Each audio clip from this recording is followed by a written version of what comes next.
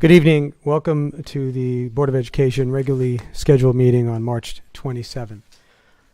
In just a second, we are going to take a moment of silence to honor those killed in yesterday's tragedy that not only rocked Nashville, Tennessee, but once again, an entire nation. But the irony is, we shouldn't be silent at all. We should be vocal and make it loud and clear that our lawmakers have utterly failed this nation. At some point, we as a country may actually answer a question which we already know has an answer of 0. And that is, how many children have to die before we take action? Let's take a moment, please.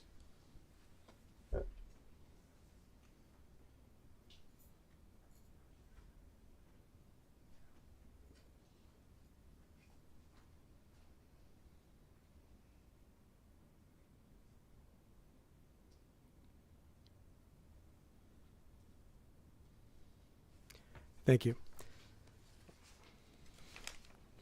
So we're calling the meeting to order, and we are going to start by bringing up Joseph Kim, Gadiel, Novak, Dylan, and Kiki to lead us in our nocturnal opening activities.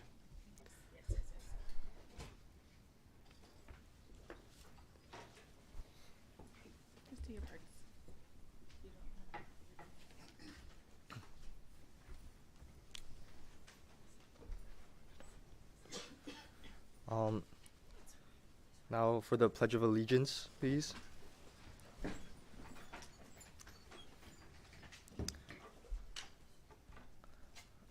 I pledge allegiance to the flag of the United States of America and to the republic for which it stands, one nation, under God, indivisible, with liberty and justice for all.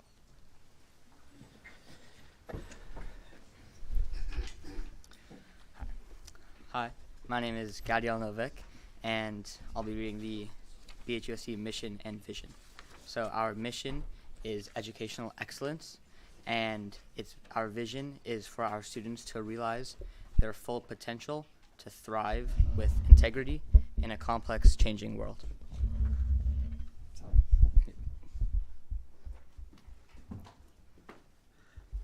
Got it? Okay, now for the pledge. The BHUSD community acknowledges that in order to achieve educational excellence, we must act with integrity and respect for each other and our learning environment. Therefore, I pledge to model civil behavior and respect in all communications and in public while maintaining a culture of honesty. Listen and acknowledge differences of opinion. Do my part to protect an inclusive culture in which we honor the relationship between all school community members and honor our learning environment, including how we take care of our schools and personal property.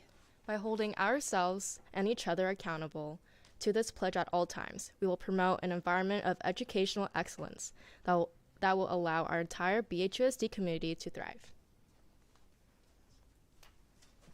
Thank you. We will see you all in a moment. Can I get a motion to approve the agenda, please? I'll make a motion to approve the agenda. Thank you, I'll Mrs. second. Marcus. Thank you, Mrs. Wells. All in favor? Aye. Opposed? Motion carries unanimously. Dr. Breggy, report of closed session action, sir. Yes, President Margot, the board has voted 5-0 in approval for OAH case 2022-120476. Thank you, Dr. Breggy. And now move on to our teacher student spotlight. Great. Well, we're very excited to welcome Beverly Hills High School co-principal, Ms. Decatrell, and Ms. Jennifer Goolsby.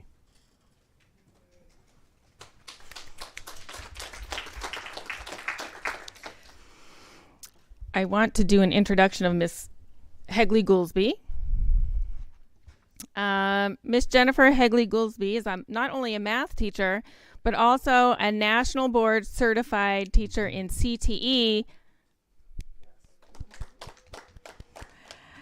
information technology. And so she is here with her and our wonderful students in our computer science pathway classes to share with you today about the pathway itself, the different courses they take, and the projects they've done, what they have learned, what their favorite parts are, and So I'm going to, without any further ado, I will turn it over to Miss Hegley-Goolsby.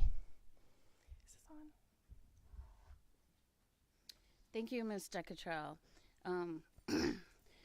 We're trying to get the slideshow presented and open, but okay. Share the whole screen. Thank you. Okay. Welcome. As mentioned, I am Jennifer Hegley-Goolsby. Hegley is my maiden name, and I'm in the process of changing that back. So, thank you for that acknowledgement. I have been here at Beverly Hills High School for about 15 years, and I am very happy to have recently taken over teaching all of the coding classes. It's my true background, it's my true passion, and I love teaching the computer programming classes. And what I'd like to share a very quick statistic with everyone that since March is Women's History Month, we currently this year have 20 out of our 76 coding students, thank you, that are women, which is a 26% of our coding students are women, which is something to celebrate, absolutely. Okay, I want to give just a quick rundown of the different courses that we do offer. Introduction to Coding is basically it's a wide array of topics where we focus on website projects with HTML and CSS, and then JavaScript to do some gaming type projects. It is really for any student and a nice introduction to computer science in general. Our advanced coding class focuses on Python, and it is more for a student that has a little bit of experience, specifically kids who have taken the BVMS coding elective. It is the perfect transition into a high school class for them. We also offer an industry certification test during advanced coding. And then we have 2 AP Computer Science classes. Our AP Computer Science Principles also focuses on Python language, as well as additional topics like using data in society and how the internet affects our society and things like that, which is wonderful. AP Computer Science is for any student who, it's really an introduction to, it's a college level introduction to computer science class. And we have AP Computer Science A, which is programming in the Java language, and it is mostly for students who are planning to pursue computer science in their future. So, without further ado, I would like to introduce some students who are going to share some projects that they have done and some information about their classes that they are in. So, first I'd like to welcome Jordan Meller, who is an Introduction to Computer Science student, and he will share a website project and then a game project that he's worked on. So my name is Jordan Meller. I am one of the Intro to Coding students, and Ms. Goolsby is currently loading up code.org, which is the website and software that we use to code all of our projects. The first project was our first unit on HTML and CSS. We used a combination of both in building a website. And my favorite part of the project was probably being able to add links to everything. Even the pictures have links that take you to their original website that they were taken from. Awesome.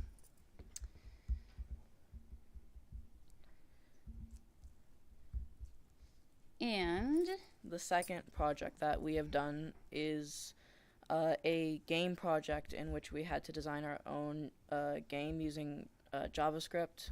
This was a side-scroller game where all of the elements loop in random places in random order. And they loop in random places in random order. And my favorite part of the project was probably making the dinosaur able to jump, because that was difficult, but it was rewarding yet the same. And yeah, that's about it.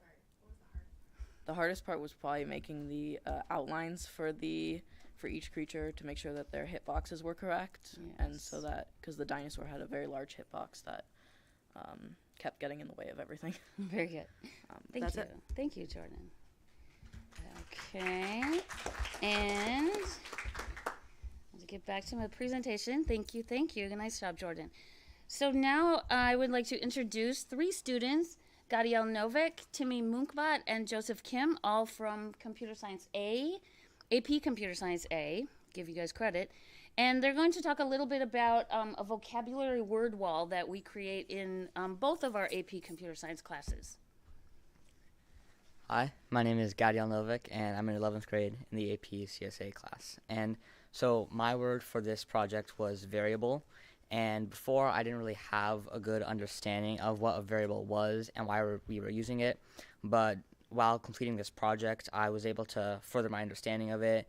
And now I understand why we use it in almost every single code that we learn how to do. And it's definitely going to help me in my future. Nice. Thank you. Timmy? Hi, my name is Timothy Munkba. I really do think that this vocabulary assignment we do is very beneficial in terms of tests, all types of projects we do in this class. My word was dot operator, and another reason that this specific assignment is good for the class is that these words that we're individually going to do are going to stick with us forever, and whether or not we're in a computer programming field, we'll always know them. Thank you. And Joseph? So as you see here, we have a gumball machine. So you might be wondering, why is this gumball machine related to Java and programming? Well, you see, our posters aren't just a definition pasted onto a large piece of paper. It's actually breaking into our creative minds and making us use representations of the real world to represent instances of Java and the programming language involved. Mm-hmm. Thank you, guys. Thank you. This has to be my favorite one. It's hard to read because it's kind of dark in that purple area, but it's the command of how to get a random number. And what a better representation than a gumball machine. I mean, that's just fantastic. So that was great. And now I would like to introduce Kiki and Dylan to explain to us a little bit. They are computer science principal students who are taking this class with no prior coding experience whatsoever, and they're going to share a little bit of that with us. Hi, so my name is Akira Carey, and I'm a senior, and as Ms. Heckley said, I'm in the AP CSB principals class. And I actually joined the class through a recommendation from a friend, and being in this class taught me a lot about basic computer and internet facts, as well as tools of Python in order to do programming through CodeHS, which is the website that we use to create games and such. And that game up there is called a dice game, and Dylan and I actually pair programmed to do it. Mm-hmm. Hi, everyone. I'm Dylan. I'm also a senior, and I joined just because I was curious and wanted to learn something new. But I had no prior experience, so it's been really awesome going from knowing nothing about coding or computer science to being able to code games like this with over 70 lines of working code. And then also learning more about how computers work, how the internet works, and what jobs in the computer science field are like. And we're especially proud being two girls learning in a typically male-dominated field. And it's been really nice to have a female teacher to look up to. So thank you. I love you guys. Thank you. Thank you. So, thank you for the attention there. I love, I just have some other, the presentation closes with some other comments from students who have been in various computer coding classes. And so thank you for allowing us the time to share with you today. I hope that this will give us a little bit better of an understanding of our computer programming department, sort of a combination between CTE and mathematics. And so thank you very much for having us. I really appreciate it, and I hope we'll continue to grow the department. Thank you.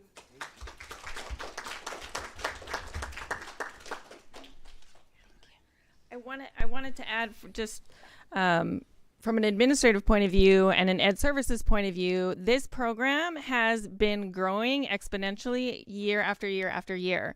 And 26% women in STEM in this class is a huge percentage. We actually won an award for it recently of growing the program or bringing in more girls and women into the program than the competition. And so next year, I'm already looking at the course requests. We've doubled. We've doubled from the year before. So, lots to look forward to in the future. Thank you. Colleagues, do you have any comments or questions? Yeah, I just wanted to say something that I think is really cool about this program is that the pathway offers like both an opportunity for students who already know that they want to pursue computer science to study it from BV up until they graduate, but then also allows people who kind of know they want to do something else but like want to learn something new, and then computer science is applicable to any industry, so they can always learn something new, and I think that that's really cool. So thank you so much. I agree with what Alex just said completely. I love hearing that you took the course, Dylan, because you were curious and you didn't have experience with it, and it's your senior year, and here you are taking it, and not only are you learning that you have this ability, but what the application is in the real world, and I think that's fantastic. I think it says a lot about the program and our teacher. I have one question for you about the program doubling. Is it doubling in terms of the number of women taking the course, and or is it doubling in the total number of students? And also, what was the award that you won for the increasing the number of women in this program? That's what it was called, Women in STEM.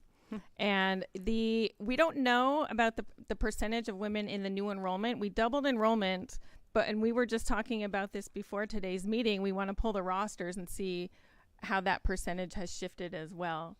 The good news about this program also is because it's a complete pathway, we're able to meet our strategic plan goals and our college and career readiness indicators on our California dashboard for finishing a pathway. It's complete. We actually have 4 classes now, and so students can enter in different ways, and we have very good retention because of our wonderful teacher and the collaboration of the students, that we foresee many students beginning and going all the way through and finishing the pathway. That's fantastic. Congratulations. But we will get you that percentage soon. Yes, I look forward to it. Anyone else? Just thank you for being here, and such a testament to your program that it continues to grow. Hopefully what Mr. Seaman and his team have been doing with our robotics, engineering, all the other STEM classes that we have in our BVMS elective selection just feeds into your program and gives you, more kids that are interested in this. Such an opportunity. Thank you. I just want to thank you again for the presentation. I have to tell you that as a young girl going, this was never something that even was a possibility many years ago. And what I really appreciated is even as a senior, you can take a class and learn something and feel an accomplishment when you, everything at the very end and really enjoy it. And I think I congratulate you for taking that step to do that. And I think that this program, by doing what you're doing today, is advertising for better and more kids to come, and I would be very impressed, and I really thank you for the presentation. Great stuff. I'm reminded that whenever we look at screens and complex things that are going on, there's a lot of coding and numbers behind it, and we have to realize they're not just cartoons. Like, that was not just a bubblegum machine. There's a lot of intricate logic and things in there. But I had a question for you, and that is, where are we going in terms of learning how to code for apps on phones? Is there an overlap in education between like what we're doing on mainframe computers, and is there a translation if one were to start creating apps? Is there training for that? Or that's a very interesting question. The intro to coding class that we have, the JavaScript portion of the language that they're using, even though it is working within the online curriculum that we have, the JavaScript language is used in apps. Like what they're creating the games in is called App Lab within that curriculum. But yes, like kind of, I mean, almost just like a textbook. Like we're limited to the curriculum that we're using, but the skills, I'll share this with you. I know we're taking a lot of time, but I was hesitant. I've been a math teacher for over 20 years, and I was hesitant to get back into teaching coding because I was like, I don't know the new languages. I don't know HTML. I don't know Java. But the background that I have, once you know programming basics, the foundation, then you can go pick up any language you want to in any sort of interactive environment that you want to. So what we're really doing is even though we may not be creating things that we're immediately putting out there into the public, we are definitely building foundational skills of coding for any type of action in the future. Cool. Thank you. Thank you. Oh, sorry. Yeah, that's a big one. Yes, yes. Thank you all. My quick question was, the AP exams for these classes, do you actually have to code for those, or is it just more knowledge? So for the AP CS principles, the coding that they do is, we're in the middle of it right now. We have 12 hours of class time dedicated to students creating a project. And there are specific, the AP, the design of the AP class gives us the requirements of what the project has to contain. And then the students have to submit their code, but their code doesn't get graded. They have to write up explanations about portions of their code in very specific topics. And so the coding part for APCS principles is done during the school year, and then the AP exam in May is strictly multiple choice for them. The APCSA, which is more focused on just coding as a course, is, yes, they have to code handwritten code on the paper, like writing an essay for English, but they're writing an essay in code. They're given prompts and they have to write. Their free response, like an essay, is writing code. Yes. That's fabulous. Okay, well, thank you all very much for coming. I appreciate it. I'm getting the look from Rebecca. All to the corner, guys. Nobody puts baby in a corner.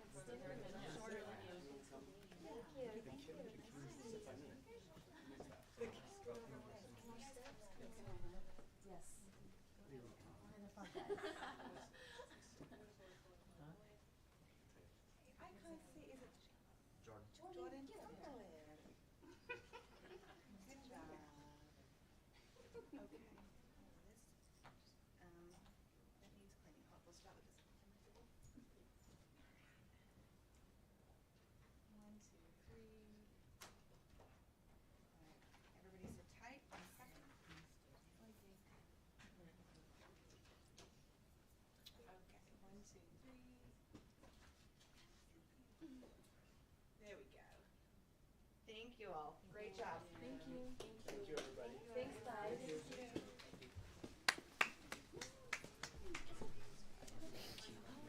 Oh, yeah. Okay, great.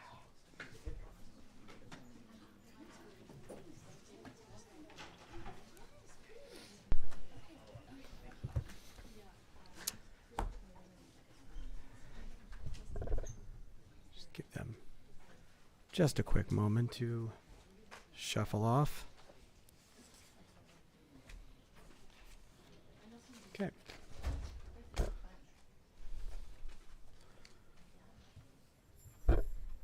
And we get to talk about more classroom related stuff, which is my most favorite thing to do. K-Bev, are we ready? Great. So I got the privilege of visiting Jocelyn Bresnick, Hawthorne's illustrious kindergarten teacher. And I was reminded as I was cleaning out a bunch of old emails from my computer that go back many, many years, or actually filing them, not cleaning them out.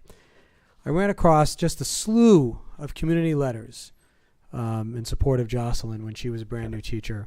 And her position was, like many teachers face on an annual basis, was up for grabs, I'll put it that way. And the outpouring of love that this very new kindergarten teacher got those many years ago was outstanding, remarkable. I was very excited to be able to go into her classroom and see kind of what the fuss is all about. So and I'm glad I can share that with all of you today. So after an uncomfortable pause, we'll watch this meeting's episode. Oh, teacher, I need you. Welcome to Now No One Knows. I am here with Jocelyn Bresnick at Hawthorne Elementary School. It's so good to be in your classroom finally. I've been around the district forever, and all I've heard is amazing things. So let me ask you this. Can you tell me one thing about yourself that nobody really knows? One thing about myself is that nobody knows that I am a major foodie. I do research on food blogs, and I watch a lot of food videos on YouTube, and I save a lot of places that are just all over the world. So if you ever need any food recommendations, I am the person. I've been nicknamed the Food Sherpa by some of my friends. The district food Sherpa is now going to teach me. In kindergarten, the biggest part of the day is calendar. As elementary teachers, we typically don't teach things in isolation. We don't teach math during like math time, science during science time, English during English time. We mash everything in all day long. And so calendar is kind of like the beginning culmination of all of those things put into one place. And so it's my favorite time because I like to put in things that otherwise kids wouldn't detect would be there. So I call it sneaky math because I sneak in a lot of math things on the very first day of school. And so what happens is over time, the kids kind of extrapolate those words and those experiences and apply them when we actually start doing real math. Extrapolate is a great kindergarten word. Vocabulary is a huge piece of my curriculum as a teacher. I teach my kids the words observation. And we start framing things like I observe or I have an observation. And we learn that the first week of school. So the first thing that I do is I say, like, what do you observe? What things do you observe? And I always model it. So I'll say, I observe a 3. And then we all celebrate. And everyone gets some sort of recognition for making an observation. So even if it's something you've never seen before, I want you to just try. I want you to make an observation. I want you to think and tell me, what do you see? And you're going to say, I observe the planet Earth. If you see a planet Earth, tap your shoulders. And that way everybody gets to participate. And so maybe some kids who might be learning English have never heard the word Earth before. It's a great way for them to go, oh, that's an Earth, right? So we always like sneak these little things in there. Using the calendar as a resource, how many days until Multicultural Day? 1, 2, 3, 4. Excellent job. Kiss your brain. Yep. So one of the things that we focus on in kindergarten is something called a 10 frame. So this rectangle here is called a 10 frame. Now you know. Okay, I'm going to say, Noah, what is the value of the turquoise 10 frame? 10 and 10, 20. You got it. And I would say kiss your brain. So you got it. What's the value of just the green? What about just the green? 10 and 10, which I already know is 20 from doing the turquoise, but then I have an additional 3, so I will say 23. And I would say, okay, what about the value of the whole page minus, and I would introduce that word minus. I'm throwing in all of these different math terms. The whole page minus the orange. So now that's like a multiple step skill situation. In the beginning of the school year, when it's really just this one, and we're starting with just ones. And so then they're starting to get this understanding of a visual of what does 1 look like on a 10 frame, what is a 5, what is a 6. And we spend a lot of time making observations about the different 10 frames within 10. The values within 10. So kids really get used to something called subitizing. And subitizing is where you can look at a value, look at some sort of value, know what it is without even having to count it. And do they know the word subitizing? They sure do. I didn't know the word subitizing. They sure do. Because I will ask them. And I am in the right place. And so you'll hear my kids say things like, I persevered and I tried doing it this way. I tried a different strategy and I persevered. And what's great is that you'll hear them using these words in the calendar in the academic setting, and you'll hear them on the playground saying things like, I tried the monkey bars today. It was a really big challenge, but I persevered and I got halfway through. And then 5 minutes later they come in and it's math time and they go, you know, filling out those 10 frames was a really big challenge, but I persevered and I used a resource. I went around the room and I used a resource. Yeah. This is not kindergarten like it used to be. This is a very different kind of kindergarten now. People are like, what are you going to learn in kindergarten? There's something to learn everywhere. That's the idea of being a lifelong learner, is that it doesn't matter. And I learned the word subitize today. So you did teach me something, and you showed me how we incorporate this technology into the classrooms in such a natural way, an effective way. So thank you for justifying these purchases. I really appreciate you opening your classroom and your time for this. Thank you. Yeah. And now, no one knows.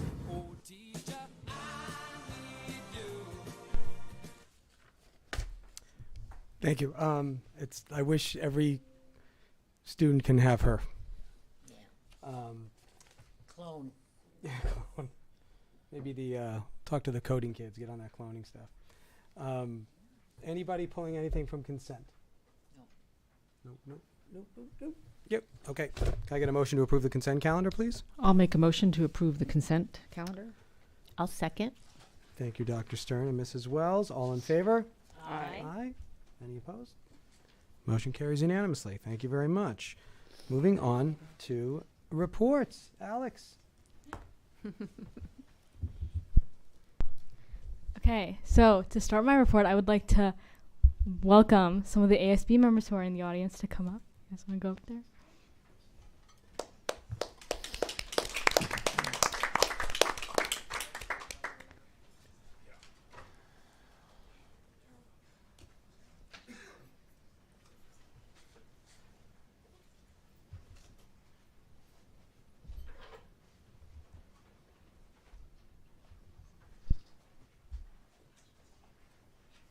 Okay.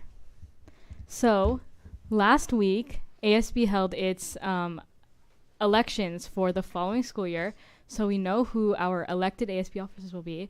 And Ashley, our current ASB president, is here to introduce. Unfortunately, not all of them could be here today, but I do have their names up on the slide, so she will introduce all of them. Okay, so hi everyone. I'm Ashley Dropshy, student body president. I'm really proud of everything that I've accomplished as president, as well as what ASB has accomplished over these past few months of the year. I look forward to continue all the success and keep introducing new ideas during these next few months before my term as president is over. Now, I'm happy to introduce to you the next group of elected officers for the 2023 to 2024 school year. To begin with Executive Cabinet, we have President Leila Abashami, Vice President Sabrina Niku, who unfortunately was not able to be here today, Student Board Member Sophia Lifson, Secretary Sophia Manavi, and Treasurer Ava Hollander. Unfortunately, Senior Class Cabinet was not able to make it, but as President we have Camille Kaiserman, Vice President Devin Halub, Treasurer Samantha Zaid, and Representative Gianna On. For Junior Class Cabinet, we have President Remy Javizad, Vice President Jillian Samadi, Treasurer Brooke Bronson, and Rep Phoebe Kervoy. And finally, on sophomore row, we have President Charlotte Cavey, Vice President Cleo Paul, Treasurer Eliana Nadavud, and we have with us here today Representative Ava Wiseman. I look forward to watching these amazing students that I've been fortunate enough to work with this year accomplish many big things next year and in the future. Thank you, guys.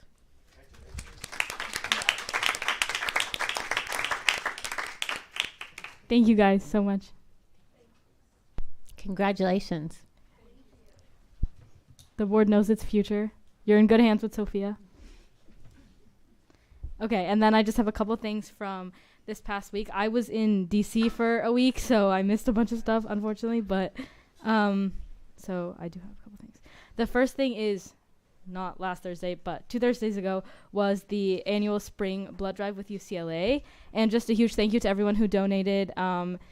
It was a lot of fun, and honestly, the blood drive is one of my favorite things that ASB puts on every year. So I'm really sad that it was my last one, but they let me donate this time, so I was very happy.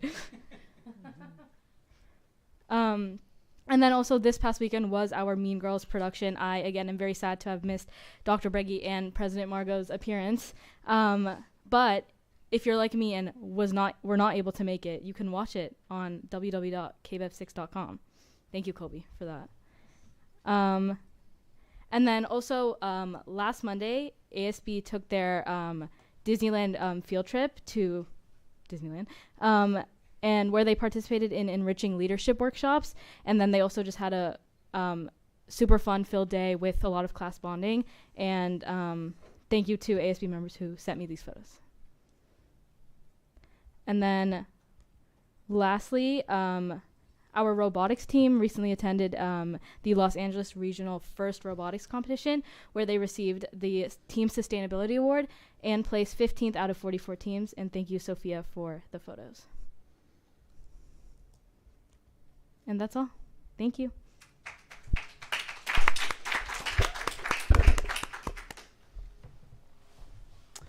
Thank you very much. I'll opine on the I have one question. musical later. I'm sitting next to Star Power right here. I just want you to know that. The only question I have, Alex, is that the elections of all the officers and everything is wonderful. When do the election for the next student board member come up? Well, she was in this election. Sophia is our new student board member for next year. Did I miss hearing that? I don't Stand know. up, Sophia. So stand up.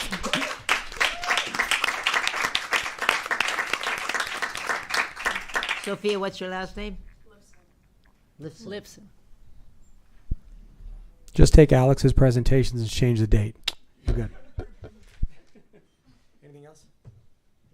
Well, I just want to say congratulations again. And Ashley, you've done such a fantastic job this year as president, and really wish you well going forward. Ashley, really, you've been so amazing. And from one ASB president to another, it's been such an honor to see you grow, develop, lead. You're just so warm and inclusive and thoughtful. So thank you for being here so much, being here for our kids, and looking forward to working with you next year and seeing you, honor us as well. Ashley, from the first time I met you at the, I think it was in Beverly Hills, and the thing, I've had nothing but admiration for you and the work that you're doing with the ASB. And I want to congratulate you and the upcoming graduation and all of your board and members. And I want to congratulate all the new incoming officers that are coming in and wish you well for the coming year. So thank you. Similar thoughts. Ashley, job well done. And I'm sure you'll be a great mentor to the new batch, and congratulations to the incoming ASB members. Alex, thank you for your report. Congrats to the new ASB elected people. Let's see what happens tomorrow night at junior senior night. We'll see what's up. Dr. Breggy. Thank you. Also, just my congratulations. I'm looking forward to working with all of you, and we still have a long way to go. So we're not closing out the year yet. So Ashley, you're not finished yet. Lots to do.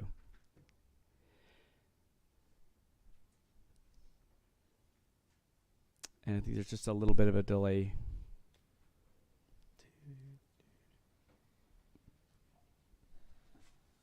You could do your monologue from Mean Girls. It would be over by now. I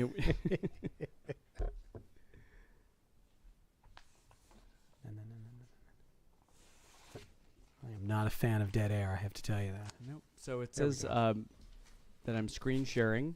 There we go. Thank you.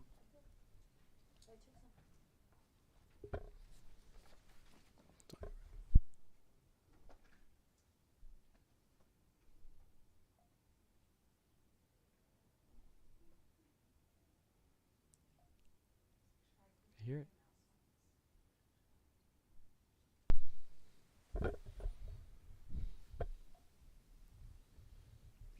There we go. There we go. So good evening, everyone. I would like to start off by just talking a little bit about Mean Girls, since Alex had that in her presentation as well. I won't spend a lot of time on it. I just want to really thank everybody that was involved. This production is it's absolutely incredible to see behind the scenes what happens in a musical production, with the direction of Samantha Howard, Ethan Smith, Justin Klotzel, Thomas Zosch. It's just absolutely incredible to kind of get invited in to see what happens behind the scenes. And we were able to spend a couple of days with the cast and crew and really got an inside look on what is happening. It was a real pleasure to also work with Mayor Bossi as well. And I have to say, one of the greatest things about this particular show was just the people that were involved in the show, because we were literally in each other's way the entire time, but yet our students kept saying over and over, thank you so much for being in it and being part of this. And so it was a great invitation, and I just want to say thank you to everybody involved. It was a lot of work. It came together, and I think it's really a production that we can really be proud of as a school district and Beverly Hills High School. Just a couple of announcements, some recognitions again for our school district. This is the Oak National Conference for choir students from Mr. Pinto's class in BVMS. Our Hawthorne students from that were accompanied by Miss Gunheinz and also Miss Chan at Horace Mann. And this was a national conference where students are selected, they audition, and then they actually come together and work and perform together in Florida. And it's a great experience and opportunity for all of our music students. And I'm really glad that we had some fine representation down in Florida. Every year, our Congress member, Ted Lieu, he hosts a reception for the Congressional Art Competition. You can see in this picture here, Mr. Briggs, Mr. Fetterman, and congratulations to BHHS Mia Feinberg, who was recognized as a winner, and also Misha Tomei, who was recognized as honorable mention. Mia has earned herself a trip this summer to Washington, D.C., but both students are going to be awarded some scholarships. So it was certainly worth the effort, and certainly, again, thank you to the direction of our exemplary teachers as well. Miss Valens never seems to disappoint when she puts on a concert. This was an instrumental music concert last week that I had the pleasure of attending with Miss Barron and also Dr. Scahn. And it was amazing to see how many people were there in attendance. And I think a highlight for me for the evening was when Ms. Valens welcomed back high school students to come back into the middle school, just knowing that with Ms. Valens being in our district for 14 years, that every student up there from high school had her as a middle school teacher. And that was really a very powerful moment for her, I know, but also for the audience as well. So anytime we're bringing our high school kids back as mentors and into our program, it really gives a lot of our beginning students who might be frustrated with trying a new instrument and just the practice. It really gives them a lot of incentive and motivation to keep and to continue with the practicing that they're doing. And what's so great about a middle school concert like this is that when you start out with your concert band, it gives those students an opportunity to be able to sit there and listen to what it's like, that with the perseverance, that what can happen if you stick with it over time and then into high school, and just how the complexity of the music changes and the tempos. It's great that students can see a program in its beginning and where it has the opportunity to go. As you know, BVMS Sports is new with reconfiguration, so we didn't have a dedicated sports program at each of our schools that is in a competition field. We have that now through FIA, and this is just this was an amazing opportunity for our kids to show their competitive strength as a middle school. Our 7th and 8th grade boys basketball, they were runners-up. This was really the first final basketball game that they'd ever been a part of. And another really cool thing about this picture is that they were actually able to take a fan bus and take students for the first time. And so we took students and transported them, and we played St. Jerome's. Unfortunately, it was a heartbreaker in the end. But what an opportunity, not only for the team, but also for our students to be able to begin to see what it's like to be a fan and to be part of cheering on your school. And for our 6th, 7th, and 8th graders that were able to do that, this was an experience that they have never had before. And Alex talked a little bit about the robotics competition, More Torque 1515, and I had the opportunity, along with Miss Decatrell, to attend. And what a learning experience this was for me to be able to spend some time at the competition at the Da Vinci schools in El Segundo, and to really get a better idea of how robotics works. And I have to say, and thank you, Sophia, for all of your wise guidance, because not going to a competition and being pulled into this environment was really overwhelming for me. I mean, there's so many things that were going on. But you have your competitive space, but then you also have some pit space where you're constantly working on your robot. There are scouters out there that are watching other teams and to see what they're good at, what they're not good at. But I have to share with you, one of the coolest things that I took away from robotics that I never knew really existed is this philosophy that these teams that are there to compete. And as you can see, there were 44 teams, and More Torque 1515 was 15th place. But with 44 teams, it's a pretty competitive environment. I mean, it gets like really intense. But I have to share with you this very unique thing that I've never seen before in any other organization ever. And that is this willingness, this authentic willingness to help other teams. And so I watched that. So in our pit area where we have different parts and we have and people there to give advice to other teams. And so in a really competitive environment, there is this unbelievable feeling and energy that it's everybody's responsibility to help another team.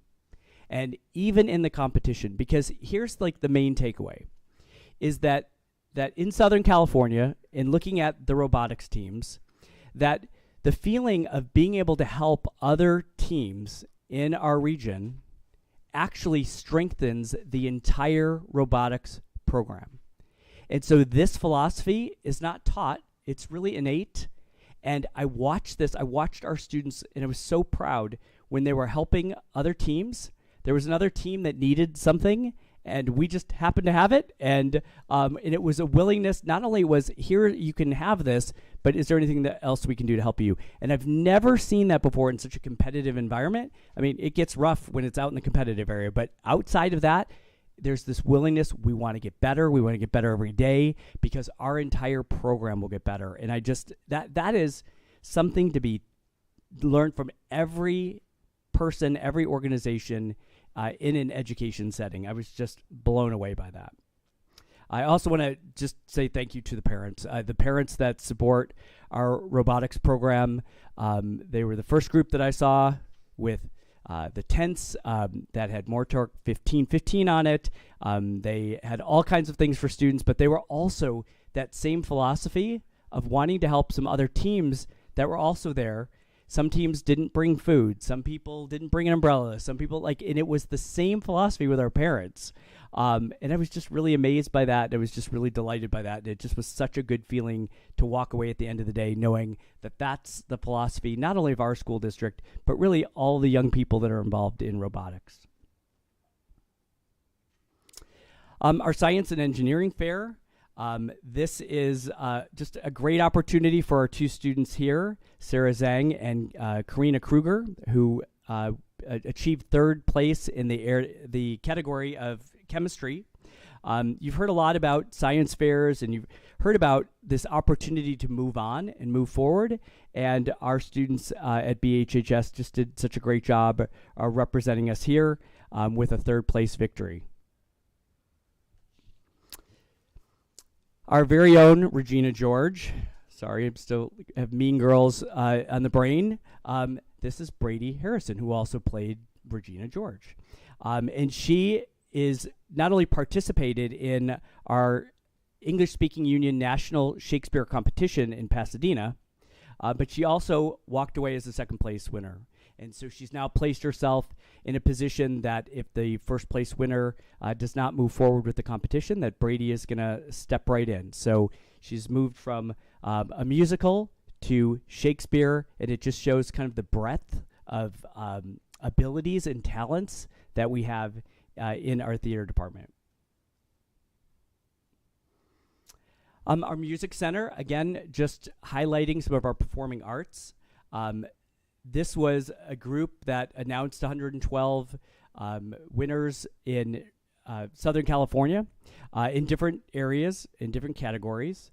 And these are names that you've heard before. Again, with another connection to Mean Girls, you can see how successful our students are doing. Braden Pricend was the semifinalist for the non-classical voice, and Emily Gorin for the acting category. Now they hope to move on to be finalists, and we're going to let you know as soon as we know that information. Again, 2 powerhouse students in our program that if you didn't get to see the play, please try to watch the KBEV filming because each student in this play really brought this back for us and did a terrific job. You've heard us talk about Career Day a lot before the event and then after the event. We had a very inspirational day. Our board president, Mr. Margot, board member, Mrs. Manicherry, Mayor Lily Bossi, stepped up and were actual participants and had sessions for our students. And I'm just really proud to see that type of involvement with our students because people know our board members, people know our mayor, and they stepped up to have those conversations with our students. And our students got to choose, which was another great way for them to customize what the day looked like for them. But it was just a terrific day. It's a day that I look forward to every year. And also, thank you to our culinary students who pulled off an incredible large event lunch for all of the speakers and all of the dignitaries were there. It was really, really impressive. Just yesterday, and Mr. Bugby is in the audience, we joined, in Ms. Starkins, we joined Ms. Deljani to take a very, very special field trip for a special family at Horace Mann. This is a class, we joined a class to go visit a family that was relatively close to the school, and it was the student's birthday. And this is a very special family that we wanted to reach out and we wanted to really make sure not only that their birthday was celebrated, but also that their friends, their connections, and teachers at Horace Mann Elementary are not far away. And so this was our opportunity to kind of personalize a situation in our district and really show how much we care about each other. And you've heard me say it a lot sitting here. This is a community that will rally around each other, and this is an example of us being able to do that and the family working with us to allow something like this to happen. And so the whole class, myself, Mr. Bugby, Ms. Starkins, it just was a really great opportunity, and not only for this student's birthday, but for every single student in this class that was able to attend, took away something very special about how we treat one another and how we can care for one another. Hawthorne does an AstroCamp trip, and so they were able to this last weekend. They were able to, our 5th grade, spend some time at AstroCamp, and it's something that they enjoyed doing and had a great time. It was great to look through their pictures. We're glad that they had a great trip. So last night we had a really great speaker presenting to our community. And I think what makes it even better is when that speaker is one of our parents and somebody that lives and breathes our community. If you didn't get a chance to go, this was an excellent topic on brain development, screen time, and technology. And it was very interesting. Dr. Tevev was able to present to us how the brain works, how it's impacted and affected by technology, and then also provided some tips as well, working with parents that are struggling in this area, and really just bringing an overall awareness for us as we continue to move forward with technology, is to get a better understanding of how students at different age levels make decisions and how that technology, how that screen time impacts what they do, how they do it. And we had a great conversation, and we had over 130 people that attended. I think there was actually even more than that with a few others on Zoom. But it made it really special that this was somebody that was from our community, not a vendor, but somebody who lives and breathes what we do every day. As I mentioned before, just about with our science fair, it's now time for our elementary science and engineering fair. We're still looking for judges, and so if you care to reach out to us, Miss Maggie Mayberry, is our coordinator for elementary education. She would be a great person to reach out to. I guarantee you will not regret being a judge. It is fascinating to have conversations. You just have to listen, and you will be amazed at what elementary students can do to share with you the work that they've done, the reason why they're passionate about it, what worked, what didn't work. So I encourage anybody that has an interest to really step up, because you will walk away feeling really good.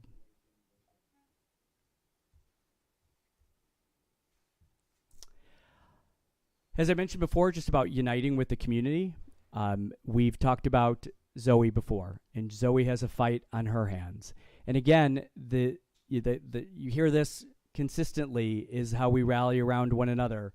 If you ever have the opportunity in the next week or so, on April 8th, we have a soccer fundraiser. It's a camp for kids, and all of the proceeds are going towards Zoe's family.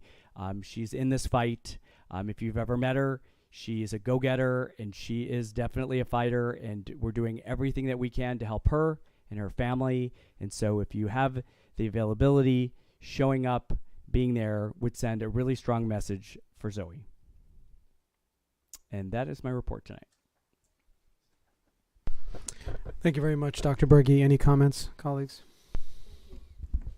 I just had two things. The first thing, I've definitely said this a couple times throughout the year, but I just want to reiterate it. But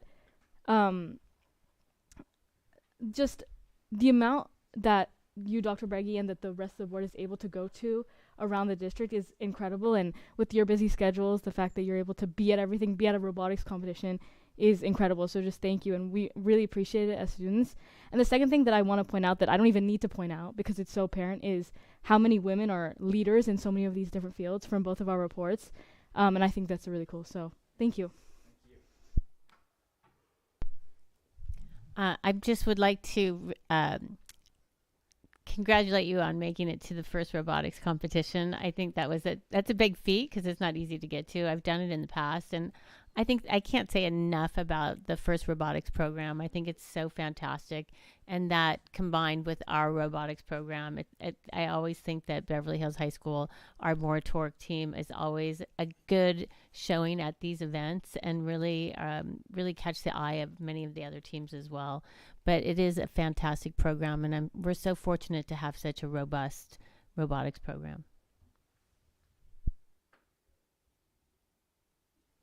Thank you, Dr. Berge. What a great report. As always, you hit all the many amazing things, and you mentioned robust. I would say everything looks robust in your reports. We just do so much, something for everyone, and it's really nice to get the highlights here. Thank you for preparing it. Dr. Berge, I want to thank you for that very comprehensive report. It was wonderful. And a couple of comments that I'd like to make. I was amazed at the wealth of what's going on in our schools and keeping up with them. It was amazing to share everything that's going on, and that was one of the highlights as far as I was concerned, showing how much we be proud of our students and what they can accomplish if they want to do it, and they did it. I'd also like to point out that many of those people that were at Career Day were alums of Beverly Hills High School. Not only Mrs. Manicherry and who else was it? I think Noah. Noah, yeah. I mean Noah. But there were so many that were former alums, and it's really nice to see them come back. I would like to encourage everybody, if they're interested, to get involved in the science fair for the elementary kids. It's a blast. Those kids are so cute with their little projects. It's amazing. And I know I'm hoping, of course, I will be there, but I just want to say that it's a great thing. And last but not least, you mentioned Astro Camp. I can remember taking my 5th graders and 6th graders to Astro Camp when I was teaching at Hawthorne. And it was one of the highlights that I always enjoyed the most, because I loved taking the kids to Astro Camp. It was super. So again, thank you for your report. It was wonderful. It was wonderful to hear your experiences with both the robotics and the Mean Girls, and I really enjoyed seeing you as a dad along with Mayor Bossi on stage, and I thought, what a unique and wonderful town that there's a school production, and we have the superintendent of schools and the mayor making a cameo appearance, and I thought that was great. The robotics was outstanding, and I think you mentioned they won the Sustainability Award, which, among other things, recognizes that year-over-year improvement that the team has made. And my hope is that one day soon we can actually have the robot More Torque, for which I'm wearing this today, and our youngest, Jake Rubel, says Rubel on the back, was part of this. But I would love to have More Torque come visit. And Noah, who's very funny, said maybe he can run the meeting. So I don't know. But anyway, our school district is definitely full of many rich offerings and resources. And not only do we go wide in scope, but we go deep. And that is, the production was top quality, and the robotics was very invested with and I'm also very grateful to the parents. And there were many, many weekends that were undertaken after hours for the students, and it really shows that commitment goes a long way. So thank you. Thank you, Dr. Breggy. It was a joy sharing the stage with you, although we didn't have the same scene. It was a really unique experience that I'll get into later. I want to keep the meeting moving along, but also the Parent Ed Night last night, which it was a relatively well attended in person, but apparently there were over 100 people on Zoom as well. So hopefully the messages that were relayed during that don't fall on deaf ears. Some good information there. So thank you for everybody who put that event on. Okay, moving along, we have Mr. Guzman with our business and finance presentation and acceptance. So if I forget, we will have to come to a vote on this one, everybody. So, thank you, President Margot, board members, community members, Dr. Breggy. It's definitely hard to follow Dr. Breggy after, especially with an audit, report. So, but oh, we're never going to live that down now. But I just, I want to thank, 3 more years. We completed the audit. And I just want to thank our team because of the hard work. This is they audit, our auditors do an amazing job, and we have our auditor here, who I'm very thankful for, was very patient with us this year, and I'm really thankful for their work. We have great auditors, and I'm not saying that just because she's here, but we definitely do. And it was a team effort, from Dr. Horvath, and his team providing information, Mr. Seaman and his team providing information, Ms. Collins-Williams and her team. Everyone just provides so much data and they've done such an amazing job. And, of course, our business team. So I'm just thankful to everyone. And this results of the audit will be Ms. Pineda will be going over this and showing us how the district performed in the last fiscal year, 21-22. So I'll go ahead and share the screen, and then I'll turn it over to Ms. Pineda. 1 second while I do that. And then from beginning. Okay. All right. And then just okay, perfect. Thank you. So yeah, like Rafael mentioned, not too exciting, but very important, I would say. So we completed the district audit, and I'll also be reviewing the bond audit, the financial audit piece. So I'll go ahead and start with the district audit overall. So as I mentioned, this is for June 30, 2022, and it's the financial audit. So we're going a little bit back in time. We have to wait till the books close, and then we go ahead and audit all the financials. So before I start, just wanted to let you guys know what the responsibilities of the district are, and then what are our responsibilities as auditors. So when we come in, what is the purpose of us doing this audit? So the district's responsibility is they have to maintain effective internal controls. They prepare, maintain the financial statements, prepare and manage the budget. And then as auditors, when we come in and look at the financial statements, we provide an opinion on those financial statements. Reasonable assurance that those financial statements are materially correct. Our opinion does not address the financial condition of the district, but if there was any going concerns or any issues, we would definitely bring those up. So our first opinion is on page 1 of the audit report. So it's the independent auditor's report. This is the opinion on the financial statements. It was an unmodified opinion, which is the best opinion you can receive. So the financial statements were presented fairly in non-material respects for Beverly Hills Unified School District as of June 30, 2022, and were in compliance with accounting principles generally accepted by the USA. And then we have another letter. It's not an opinion, but it's our letter on internal controls over the financial reporting. So this is, the procedures that we use to come up with our opinion for the financial statements. So testing includes cash, looking at accounts receivable, capital assets, accounts payable, long-term debt, and journal entry processes, just to mention a few. There is no significant deficiencies noted, nor material weaknesses noted. So great job overall. And then we have our second opinion, which is on federal compliance. So every year we test a different program. Typically it's a major program, which means that there's large funding received for that program. As you all know, there's a lot of funding just related to COVID-19 and the pandemic. So we tested the ESSER and GEAR funds, which are also known as the Education Stabilization Fund grants. And we also had an unmodified opinion, which is the best opinion you can receive. And although you could have an unmodified opinion, but there could still be findings or issues, there was no significant deficiencies nor material weaknesses noted.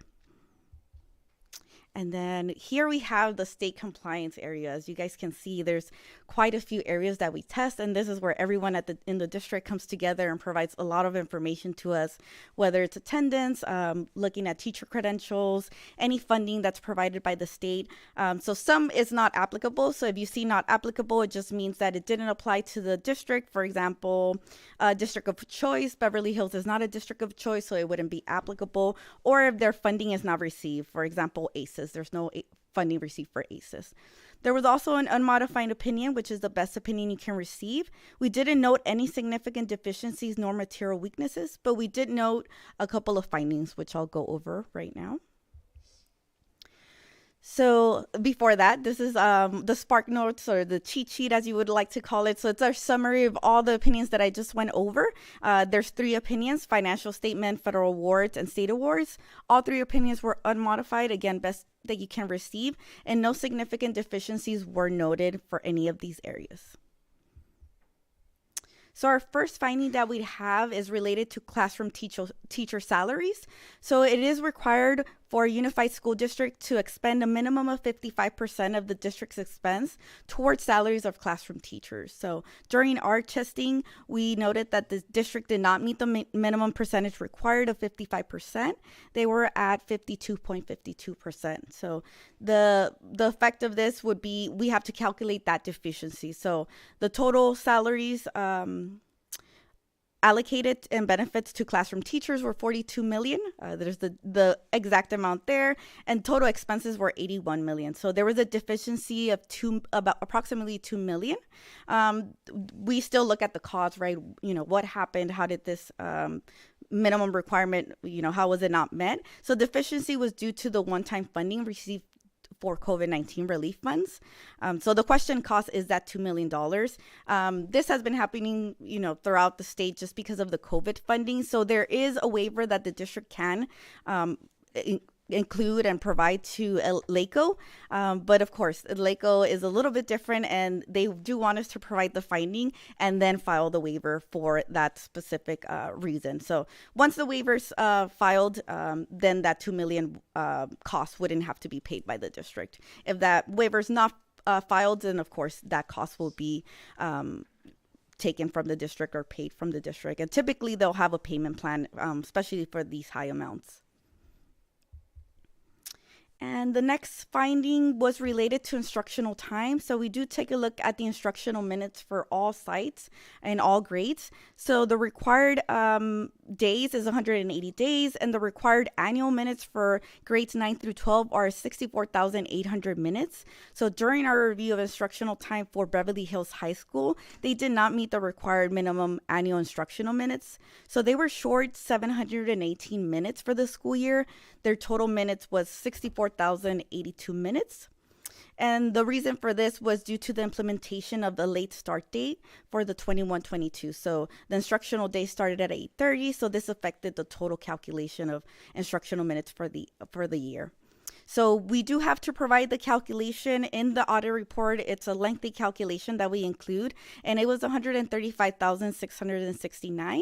But the district is basic aid, so the district does not receive any LCFF funding for instructional time, so there would be no question cost. But per the state, we are required to include this. If we don't include it, they'll reject the report.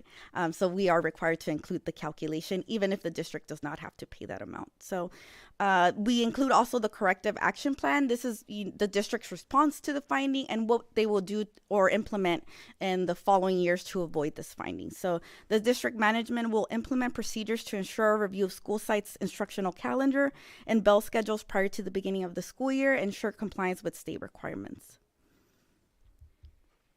And lastly, like Rafael mentioned, I just want to say thank you. We appreciate the hard work put in by the district office and the school site staff to complete the audit process. So he mentioned a lot of district staff, but we do go to the sites. We work with attendance clerks, ASB clerks. So they provide a lot of information and they go through our rigorous audit every year. So really appreciate their time and their effort to complete this process. I'll go ahead and open it up for any questions. And then after that, I'll move on to the bond financial audit presentation. Thank you so much for this presentation. Can you expand maybe, Rafael, a little bit about what the district has done with regard to the finding? Because I know we're not waiting till next year. We took action immediately.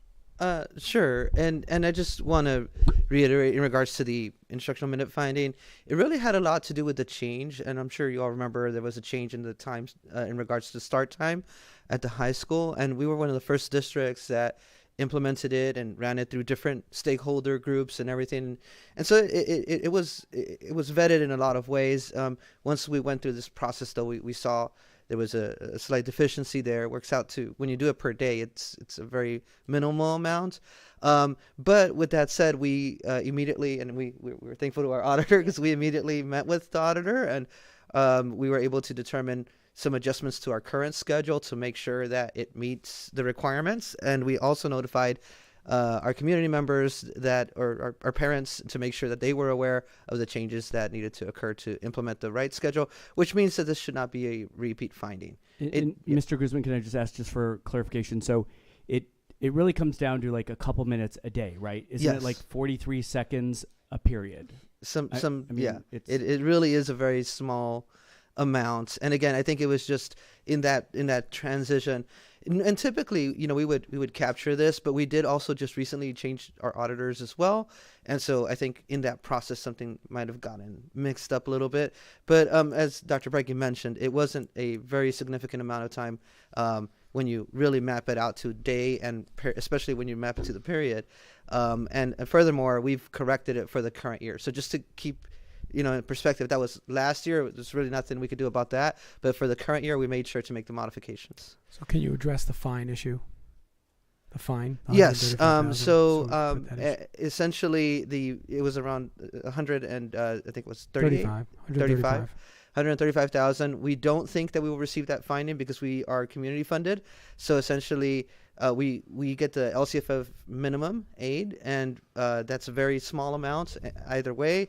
If for whatever reason the state does, which we don't think will happen, based on what our auditors think as well, we will definitely appeal that. Okay.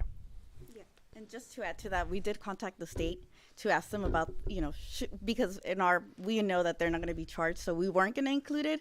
But per their advice, they made us include it in the audit report. So then that's why we added that extra sentence, just to make it clear that you guys are basic aid funded by property taxes, so it wouldn't affect you. Okay. So just to make that clear. Thank you for the clarification. Go ahead, Mary. Well, thank you for that. And I always think it's better to be as transparent as possible. So I appreciate that. And it's better to hear that and then hear the explanation behind it.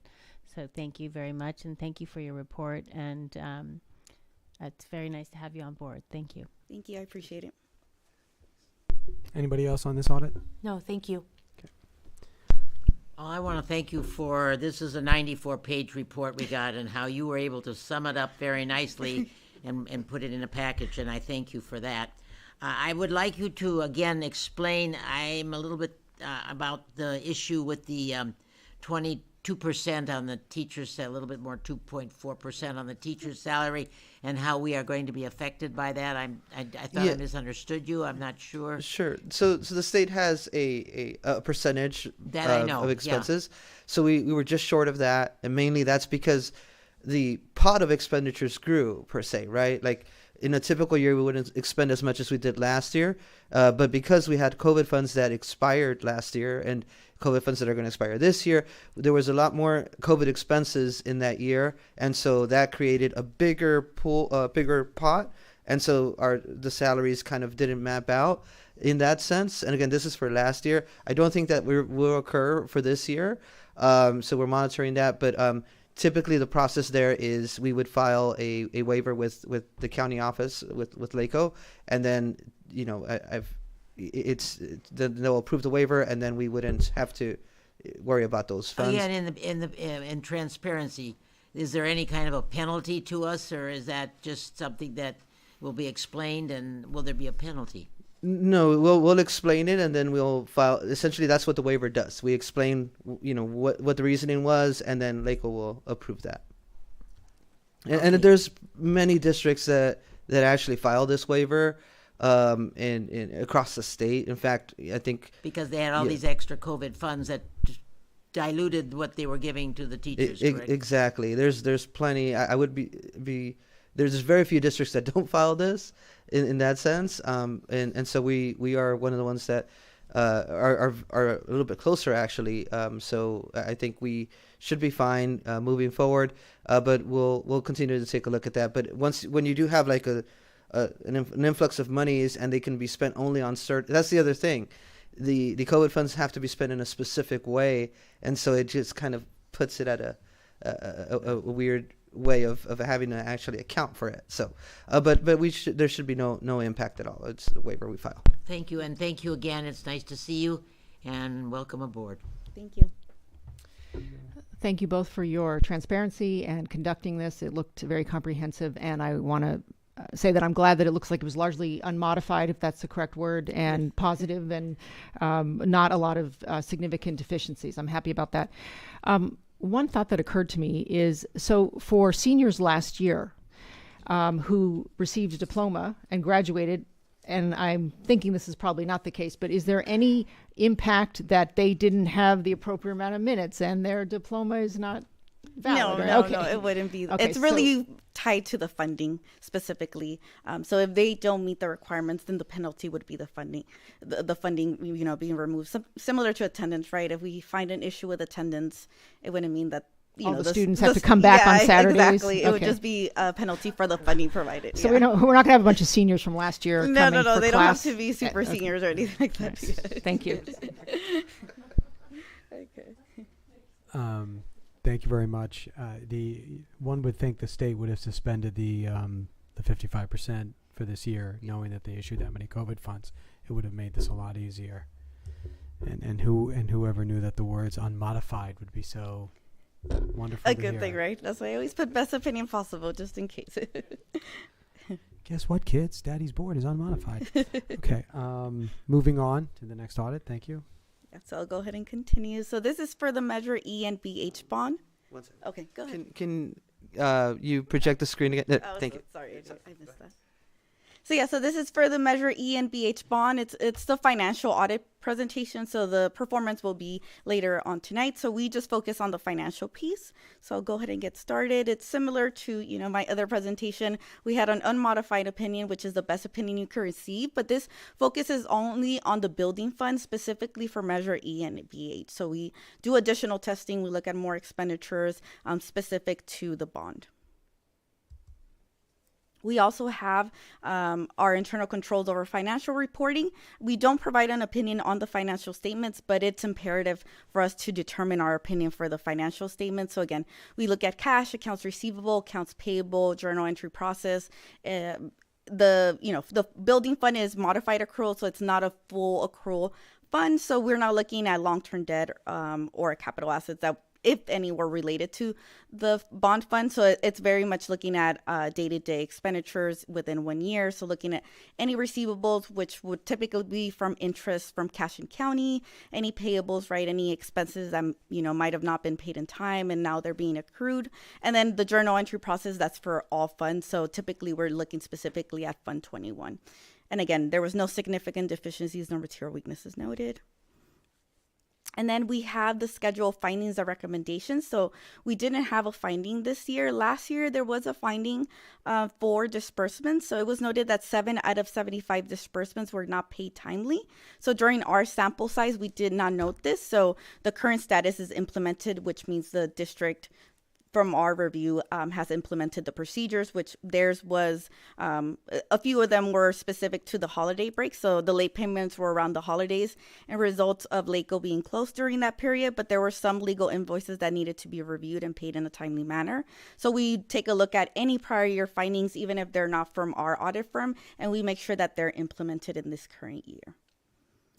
So again, thank you to the Business Services Department for helping us complete this audit process. It's a long process. There's a lot of documents on both sides, so it's not just one audit. They're doing multiple audits throughout the year, so we really appreciate them providing a lot of the items and helping us with the process. And I'll go ahead and open it up for any questions. Just thank you for your reports. Thank you. I appreciate it. I don't have any questions. Thank you. Thank you. Okay. Thank you. I want to thank you again, and thank you for being here, and I don't have any questions either. No questions. Thank you. Thank you very much, Vanessa. Thank you. I appreciate you guys. Thank you. Colleagues, we have to vote on a couple of these. So let me see. I will make a motion to accept the 2020. I will make a motion to accept the 2021-2022 District Financial Audit by Christy White. I'll second. Thank you very much, Mrs. Marcus and Dr. Stern. Any other questions? All in favor? Aye. Aye. Opposed? Motion carries unanimously. Okay, I'll make accept a motion to accept the 2021-2022 Measure E, Measure BH Financial Fund Audit by Christy White. I'll second. Thank you again, Mrs. Marcus and Dr. Stern. Any more questions on that issue? All in favor? Aye. Aye. Motion carries unanimously. Okay. Moving along now to planning and facilities. Yes, and once again, thank you, President Margot, Dr. Breggy, board members, community. So today, via Zoom, we have our representatives from Moss Adams. I know you just heard an audit for the bond. Just so that we're fully aware, right? There's a financial side and then there's a performance side. So now we'll be looking at the performance side of the audit, and I don't want to steal Stephen Bicchetti's thunder, so I will turn it over to Stephen, who's our main auditor over with Moss Adams, who is with us via Zoom.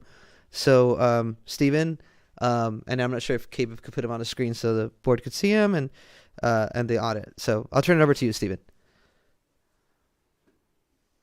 Okay, we can't hear you. 1 second. Okay. If you'd like to go ahead and get started, Stephen. Are you able to hear us? We can't hear you. So not sure if our team can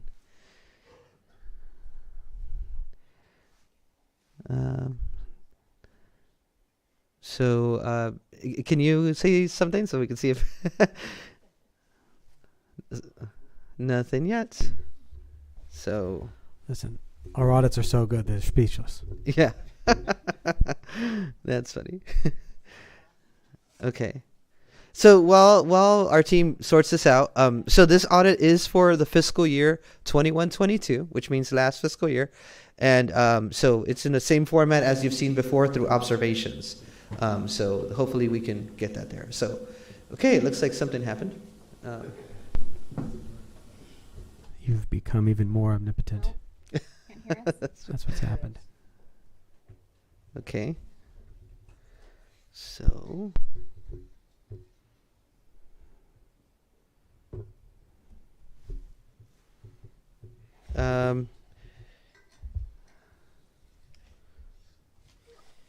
Okay, we can't.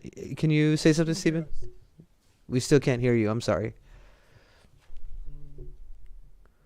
So what I can do, because I don't want to hold up our meeting here, I can perhaps start sharing the screen. Or can you? I'll just download. Yeah, I'm not sure.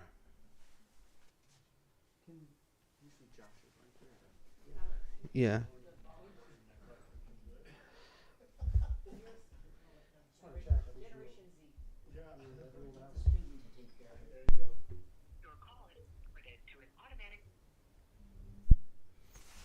We might have to go back down there.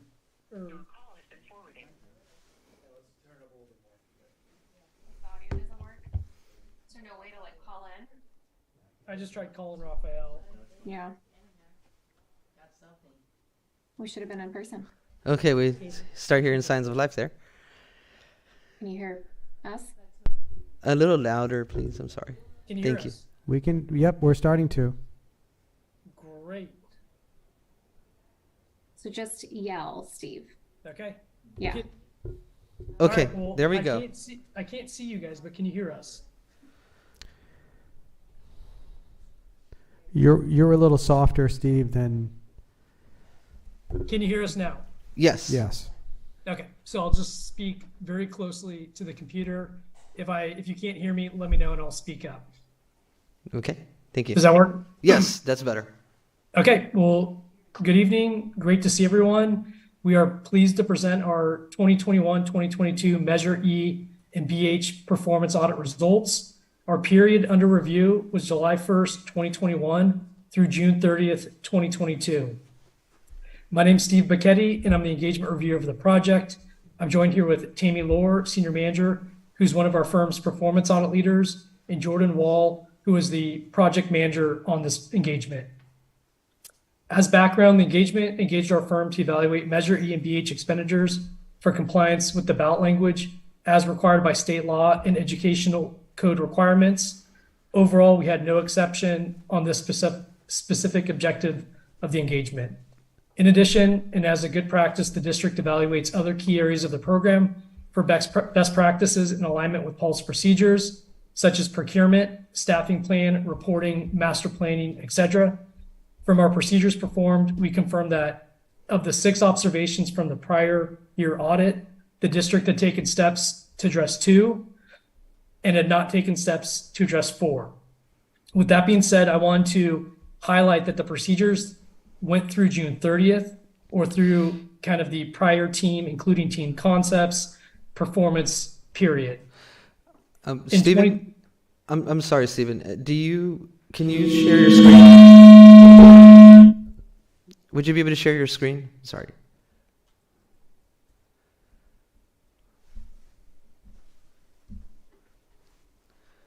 Okay, go ahead, Stephen. Re-emphasize that this period of review through June 30th is through a period where a lot of the people that the district has hired are new. So for example, the district's made significant steps restructuring the program to enhance accountability and transparency, such as going through a competitive bid process to secure Fonder Solari as the new bond program manager.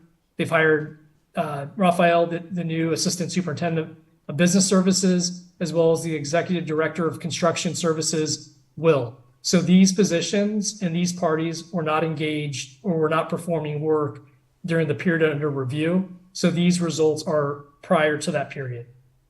So I just want to make that very clear. Just there's a timing gap of when we report these performance audits.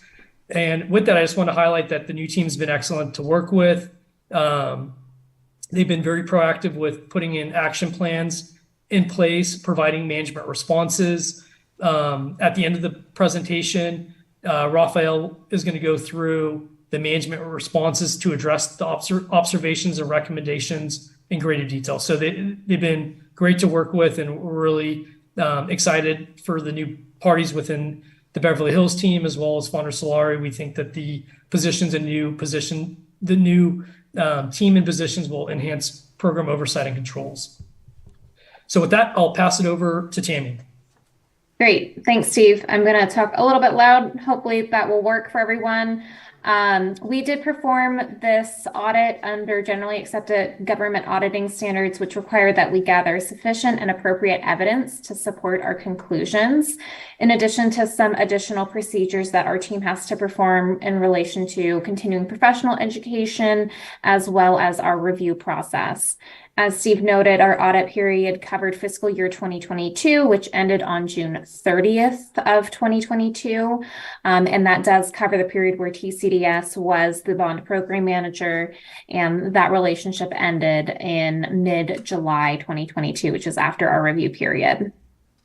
Before we get into our findings and recommendations, I wanted to just spend a little bit of time here highlighting some good practices. So the district does use some good documentation systems to be able to store detailed photos and project status. There's good contracts in place, good transparency, specifically with the Board of Education, as well as the CBOC, in terms of the agendas, meeting minutes, approvals, those types of items. And the bond program website is periodically kept up to date. The district has been making a lot of progress, as Steve noted already. So they did competitively bid the bond program manager out and formed a relationship with Fonder Solari, which is now performing in that role. We know that the district and Fonder Solari have been working really hard on updating the master plan, which is noted within our report for this year, but we anticipate that that would be able to be cleared next year. The district did also have those additional hires that Steve mentioned to provide additional oversight of the bond program, and has been moving forward with our recommendations to perform ongoing construction audits as well. And with that, I will pass it to Jordan Wall to review our findings and recommendations. Perfect. Can you all hear me? Just making sure we're all still good with audio. Yes, we Perfect. Can. For the first area of review is expenditure management and controls. Of the 73 samples selected, only one did not meet the contractual agreements for payment terms within the 30-day period, which is great. This is best in class. It's one of 73. This is great for the district. As Tammy mentioned, the district has continued with their process of construction audits throughout the district. Program management. On June 22nd, 2021, the district approved a staffing plan that aligned with the TCDS contract. However, we were unable to identify key documentation for that with key metrics, meaning steps hadn't been taken in that area. Budgetary management and change order reporting. Measure E and BH CBOC report was developed and presented to key stakeholders and the CBOC, but it did not contain master plan budgets, current forecasts, project schedule information, cash flows, and bond program and project level for issued bond program proceeds. Procurement and procedures and controls. Defined reporting protocols, training policy, and escalation procedures weren't immediately available for our review for the audit period. In the past, we had recommended consolidated bid and procurement activity reporting. That report wasn't available for our audit period. Master planning. The district updated the strategic and long-range facilities master plan to include best practice key performance indicators. The most recent master plan that was noted during our audit period was April 26, 2022. However, we noted that there was a fair amount of information that was missing from that, key performance indicators missing from that master plan. However, as Tammy mentioned, the district is currently making significant progress in this area with master planning and facility needs assessments. So we're looking forward to being able to review that further in depth next year to clear that observation. And those were the main areas that we had for observations for this year. And as mentioned earlier, we will turn this time back over to Raphael to discuss the district's responses and plan moving forward for those. Okay, thank you very much. I appreciate it. Okay, sorry. It's like it doesn't want to work with me today. There were several observations that were cited in the audit report, and we just wanted to just go over if just kind of where we are now and just our responses. So I'll go ahead and share my screen here so that we can look at that. As you go through the report, and I'm sharing my screen now. Okay. I know this is a little hard to see there, but let me see if I could zoom in. 1 second while I do that. So one of these observations was in regards to the expenditure and payment process. The recommendation was that the district should continue to evaluate the invoice payment processing procedures. We've made some significant progress in this area. Essentially, we've evaluated how we're processing our payments. We're ensuring that we're in compliance with procedures. We revisited this, and we're currently working in an update of our policies and procedures as well to make sure that we're meeting the time frame. But the California Prompt Payment Act does give the district 45 days of receipt of within receipt of invoice. So we're looking to see if that's something that we'd like to modify in essence, so that we can stay in compliance. But we do feel that we've implemented this recommendation. That's one of the findings. The next finding was in regards to, as you can see here on the left-hand side, the leaseback agreements. The district should continue to conduct construction audits and review procedures to ensure any non-compliant charges are not billed to the district. And so our response to that, you could see it here on the right-hand side, is that the district will continue to conduct these audits. In fact, we're in the process of an audit currently, and we're going to continue to review procedures and any non-compliant charges. We also have looked to our CBOC as well in providing more transparency in the way that we provide reports and data to our CBOC, and we're thankful for them as well, because I think this helps us with this as well to just keep us in compliance and making sure that everything is done correctly. We've also began the process of with our Founder Solar team and with Will Karat to request the conditional and unconditional waivers for our subcontractors as part of the applications that we receive. So we're working on that area. The next finding there was in regards to the staffing plan for the bond program. As mentioned before by our Moss Adams team, we had some deficiencies there, but currently, I'm thankful to the board as well as Dr. Breggy for making sure we have a team that consists of essentially our Founder Solari team that's fully staffed, and several presentations have been made from our team just showing the different people that are at the different sites and the clear roles and responsibilities. But we also have in our team our Mr. Will Karat as well as myself. So we're all part of this team. We're looking at, and of course we have Dr. Breggy, who is the leader of all of us, and so we are thankful for him, of course. And so definitely, I think we have resolved that, and I think our team has provided a detailed staffing plan, and we're currently in that process now, and we're constantly reviewing. One thing that I'm very thankful for from our Founder Solari team is they're not just putting people in a place. I'm not saying that anyone did that before or anything like that, but they're not just putting people in a place because to fill a void. So for instance, right now there's a project that could potentially use a project manager, but they've refrained from adding that position. And once we actually start that work, they're going to add that position. So like it really helps us maintain our funding in the sense of constantly reviewing staffing. And I really appreciate Will and of course Amin in regards to managing our staff. And if we see that a program goes away, they're also reducing. So I think that's something that we've very much looked at resolving, and we feel like we've implemented that as well. In regards to the design and construction cost budget management, you can see what our response to that in regards to. So in the past, there was this recommendation to provide budget to actual comparisons of revenues, expenditures, schedules, fund balances, master plans, all these types of things that were noted. But currently, our current bond program management team provides quarterly budget updates. So I'm sure you've seen those.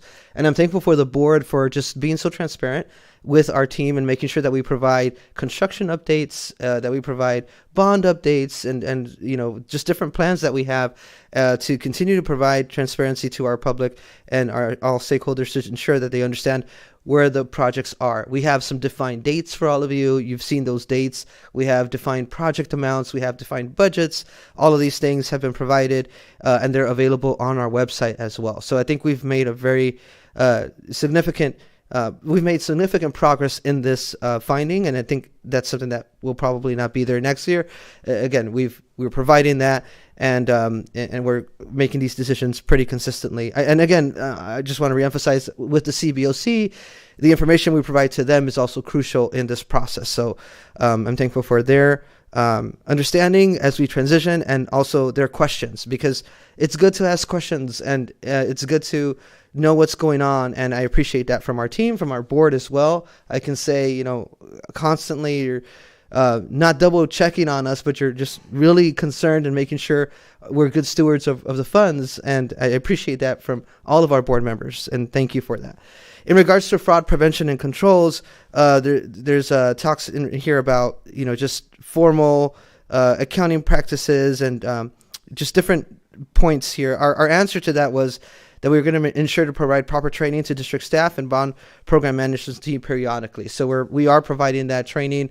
In fact, some of our bond team is actually going to be attending some formal training here next week during spring break. So they're going to be attending some of that. And our Founders Law team is also constantly receiving training. And finally, the last one we had here was master planning. And this is an absolutely true observation as a past practice, as a best practice, right? Having project reporting with key project information, which includes forecasts and commitments, that's crucial to your bond program. Understanding when it's going to be done, how much money you have left, what you need to look out for. It's crucial, because the worst thing you want to happen is that you run out of money in the middle of a project. That's horrible. And so our founder, between our teams, I think we're doing a great job of updating our master plan, of assessing the facility needs assessment, and ensuring that our current bond program manages the master budget. So that's going really well, and I'm thankful for them as well. So at that point, I don't know if Stephen, if you have anything you'd like to add, or anything that I said that you want to correct. Just making sure we're I turn it over back to you. Okay, now we can't hear you. Oh, there you go. Go ahead. Can you hear me? Yes. Great. Yeah, I just wanted to highlight the fact that you're providing the responses to the recommendations and we're lined up is awesome progress, awesome collaboration. The intent of the reports are not just to be an audit report. It's really to kind of help you get better, understand kind of what the best practice KPIs or policy procedures or requirements are. And we're only seeing really great things from you and the team. So we appreciate you guys kind of taking the audit seriously and getting all these implementations in place. And then just the one thing that I know you touched on, the 30-day requirement, where we had the one deviation, it was only 1 day overdue. So the requirement's 30 days. I think in the report, it's 31 days. So, I mean, we spent quite a bit of time on that, but I think overall you guys are doing great in that area. So I just wanted to highlight that. Thank you. And of course, Stephen, I just want to thank your team, Jordan, Tammy, everyone in the team. Thank you so much for, Tammy, Jordan, for all of your support in just getting through the audit. It was a little difficult because we had to kind of recreate things and look back at things, and it was just because we weren't here last year, so it was an interesting process. But we are thankful for your support in getting through the audit and just your recommendations. I think I view audits as an opportunity, to look at where we are and see what we can do to improve. And I'm very happy that we identified those areas and that we've made some solid progress with our team, with Will, with Founders Laurie's team, and even with Ken's input, who's here tonight as well. I mean, I think it's just a collaborative effort, and we just, at the end of the day, we just don't want to disappoint Dr. Breggy. So that's so we want to make sure we continue, and of course the board, right? So, and the community. We don't want to disappoint anybody. So that's it. I'll turn it over to the board or Mr. Margot for any questions. Thank you. Start down there. No, just thank you for your report. Sure. Mrs. Wells? Well, I just want to thank you. I want to reiterate that this report is really an audit report for the ending in June 30 of 2022, which is before Raphael, before Will Karat, before Founder Solari, and that this was a report really that's a reflection of the previous team that we had. And since that time, as you can see, based on the responses that Raphael's already given on a report, which is really the state of things the state of things when he came in our new construction team, that and restructuring our team and changing the reporting structure and bringing in Raphael and Will Karat and Amin Solari and his Founder Solari team, it really, we can already see the difference and the responses that we're getting to address the issues that we've seen on our audit reports in the past. And I fully expect that our next audit report will be a much better reflection of our new team. And I want to thank you for sticking with this and really digging into this situation that you inherited, because you've made such great progress already. And we really, really appreciate you being here. Thank you. Ditto on that, and a lot of appreciation for your time in preparing the where we were and where we are for us, so that we don't have to ask, and you're just serving it to us and providing us and our community, that level of comfort and assurance going forward, which really does feel good. And that's all we can do at this point, is just move forward and do better. And it's clear that that's exactly what's happening. So thank you. Thank you. I want to thank you for that really great report. Unfortunately, as we know, that was not really a report of the people that are presently in the job. It's a report of people from the past. I would just like to make one little observation. It seems that when we got the report in 20 and 21, not much has changed in 21 and 22.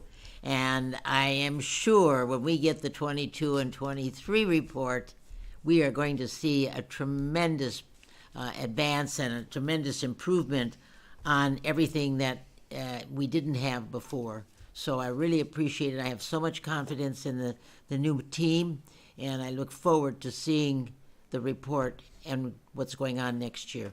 So thank you. Thank you. Nothing further, but thank you very much. Sure, thank you. Thank you, Steve and the team at Moss Adams. Thank you, Raphael. Can I get a motion to accept this? I will make a motion to accept the 21-22 Measure E and Measure BH performance audit by Moss Adams. I'll second. Thank you very much, Mrs. Marcus and Mrs. Wells. Any other questions? All in favor? Aye. Aye. Motion carries unanimously. Thank you very much. Thank you. You are relieved. Thank you. Thank you very much. Thank you. Thanks. For Thank you. probably 10 more minutes or something. I don't know. Staff has asked me to table item B under planning and facilities, colleagues, so I need to make a motion to table item 11B. I will make a motion. No, I made it. You already made it? I made it. I just need I'll a second it. Thank you very much. All in favor? Aye. Aye. Thank you. Motion is tabled to next meeting. Thank you, staff. Moving on to the approval of rental agreement with Sterling Venue Ventures. I'll make a motion to approve the rental agreement with Sterling Venue Ventures for the Saban Theater for the Beverly Hills High School Instrumental Concert. Do we have a date on that? I'll second, then we can ask questions. Go ahead. We can. Sure. It's for April 20th, and it's the fee of $2,700. And you'll see that it's paid out of Measure BH funds. That's because where we would normally have it in our high school, but because of construction, we are having it at the, how is it pronounced, Rebecca? Saban. She always corrects me. So that's how we're having it there. So Saban. That's what we pay her for. Yes. Thank you. Any other questions? Okay, all in favor? Aye. Aye. Opposed? Thank you. Motion carries unanimously. Thank you, colleagues. Okay, we're moving on to professional official business. I have one speaker on this topic. Melissa, would you like to come? Yes, no, maybe? Sure. Thank you. Yeah, because I'm doing public comment during the item. That's what was requested. Thank you. Sorry if I surprised you.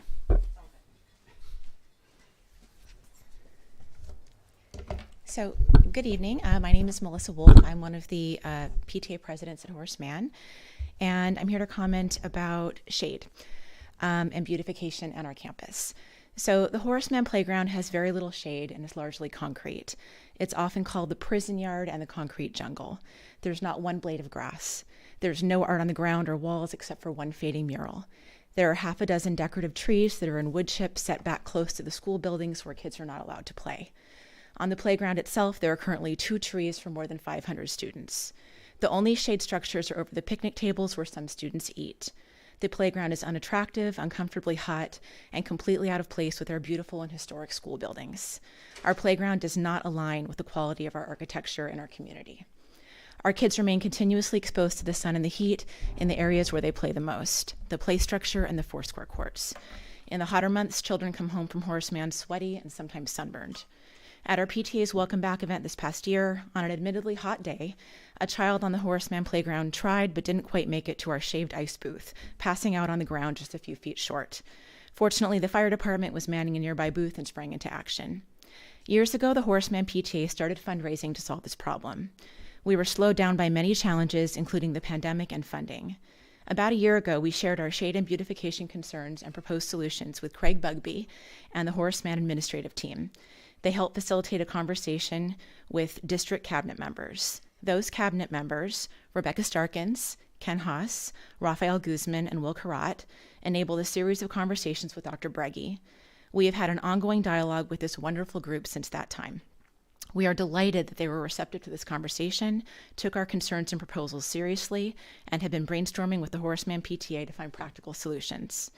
Last August, the Horace Mann PTA voted to spend up to $200,000 over the course of 3 school years on shade and beautification at Horace Mann. We first focused on the TKK patio, where temperatures were so high that plastic furniture was melting. In coordination with the district, the Horace Mann PTA paid for and installed 17 trees and pots, plus a lemon tree for the TKK patio. Special thanks to Ken, who cared so much about these trees that he even went out and watered them when they were looking sad. So thank you, Ken. We also purchased trees for the main playground. Those main playground trees have yet to be installed and are included in the proposal this evening. We partnered with BHUSD and BHGF to install a series of murals on our playground. I'm pleased to share that Horace Mann 3rd, 4th, and 5th graders are planning the first mural now with Horace Mann art teacher Tiffany Graham.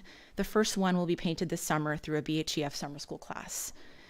The Horace Mann PTA has spent a tremendous amount of time and energy fundraising for shade, and we're continuing to do so.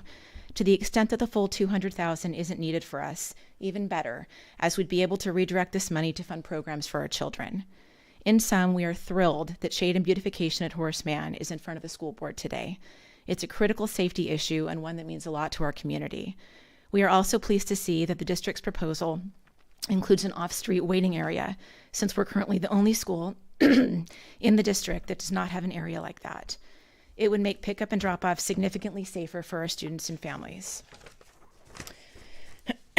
Excuse me. Finally, we love the collaborative spirit with which the district has taken our campus's shortcomings to heart and tackled them with the seriousness it deserves, but also a level of open-mindedness and creativity that's equally impressive. I look forward to analyzing the district's proposal with the Horace Mann PTA, hearing the school board's feedback, and finding a path forward as we continue to work together productively. Thank you.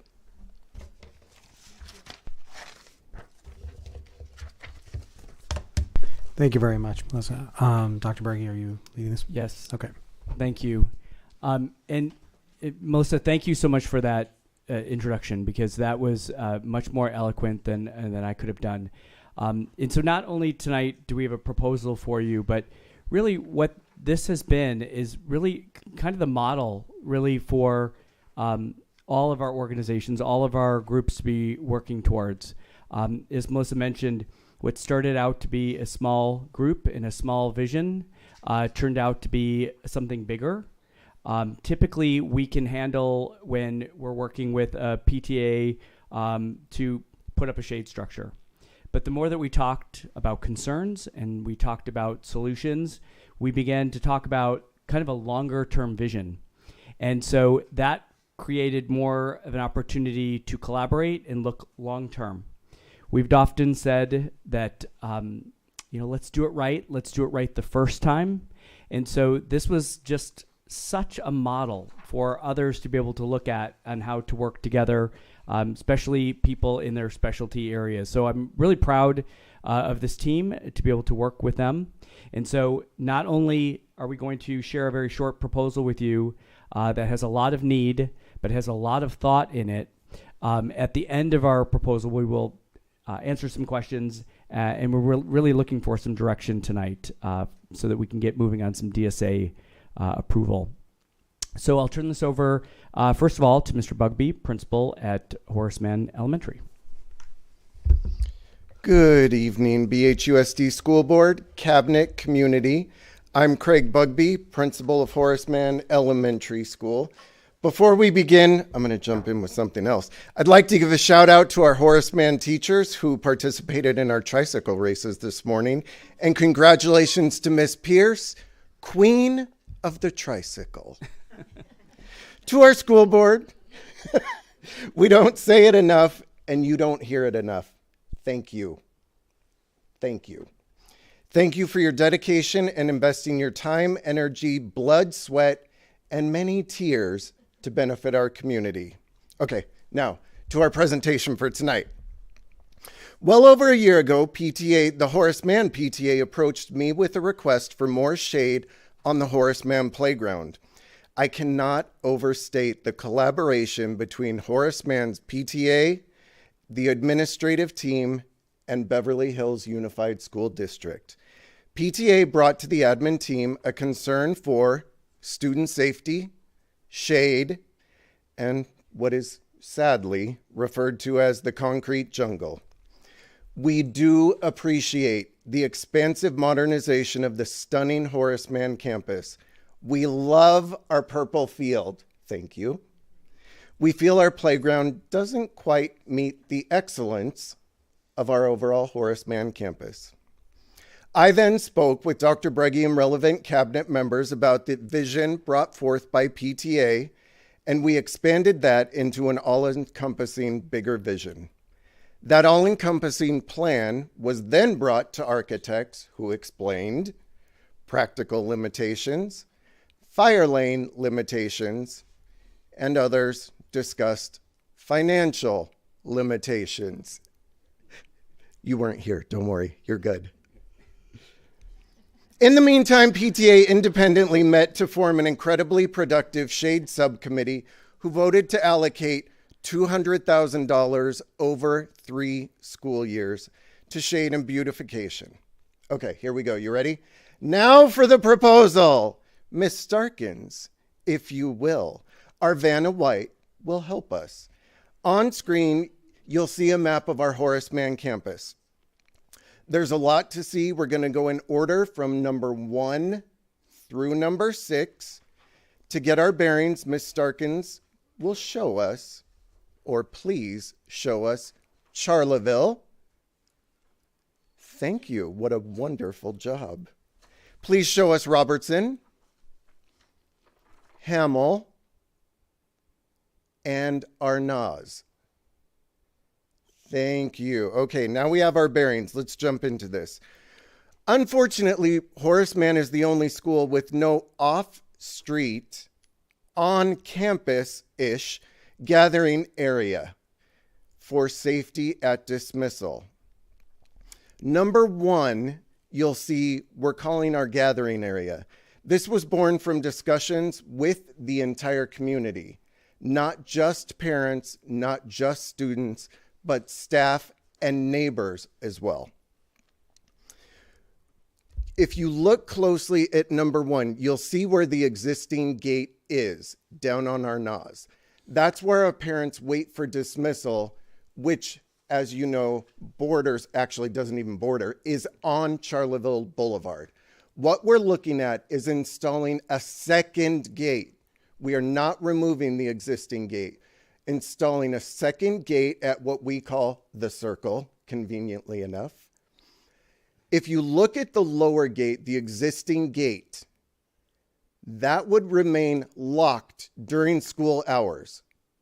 Then if you move up, that gate would remain unlocked so that students and teachers could use that space during the school day. Then at dismissal, that gate up above gets locked. Down below, the existing gate is unlocked to allow parents to come onto campus off of Charleville Boulevard and hang out and wait under those beautiful purple shade tables for their students.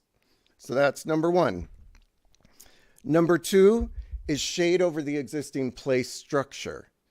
So this is a big one. This is where many of our students play, and most, if not all, of our TK Kinder students play all day long.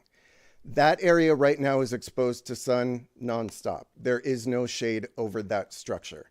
So we're looking at building a structure over the entire play area so that all of those kids are playing in the shade. Number three,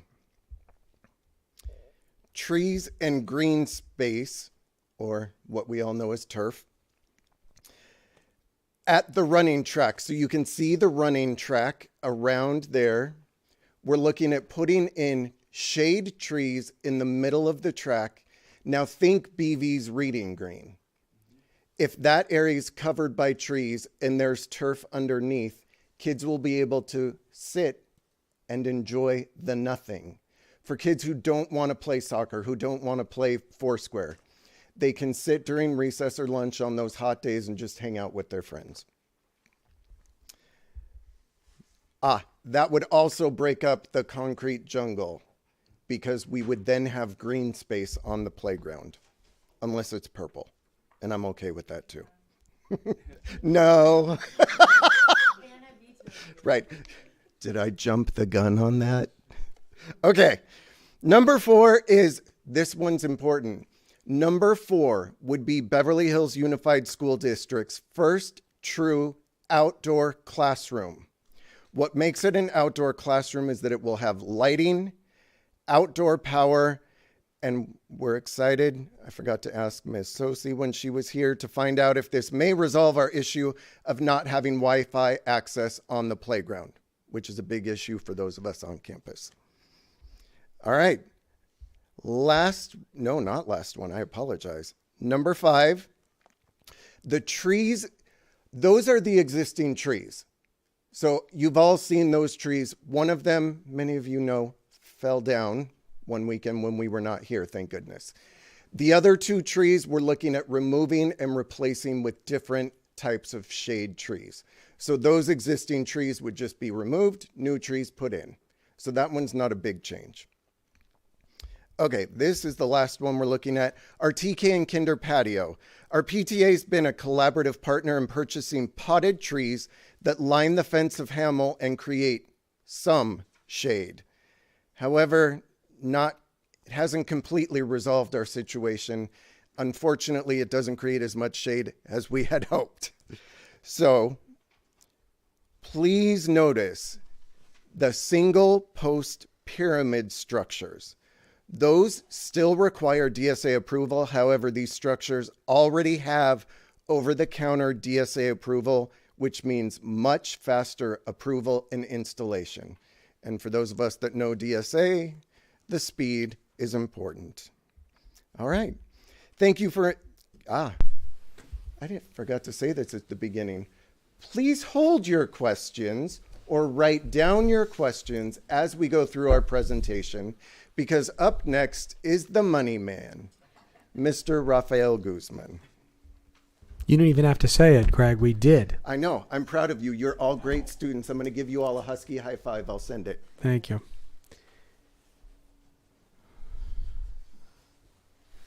All right. Well, hello again to our See, board. I told you you'd be back. Yes. Thank you. And so, one of the things that we often do in school districts is just to try to address the needs of we have to address the needs of our students in innovative ways. And I just want to say this was just a really great way of collaborating between our parents, between our staff, and just being able to come up with creative solutions. And I'm thankful to all of our team, our PTA, everyone that just was involved in this. And I think that we have a solid plan that we'd like to present to the board. And Craig did a wonderful job of looking at the structure itself. I'll be reviewing regarding the budget, and I know it's kind of hard to see a little bit, but we'll look at these items. So item 1A. So in the map, if you recall what we had there, and so let me just pull this up because, 1 second.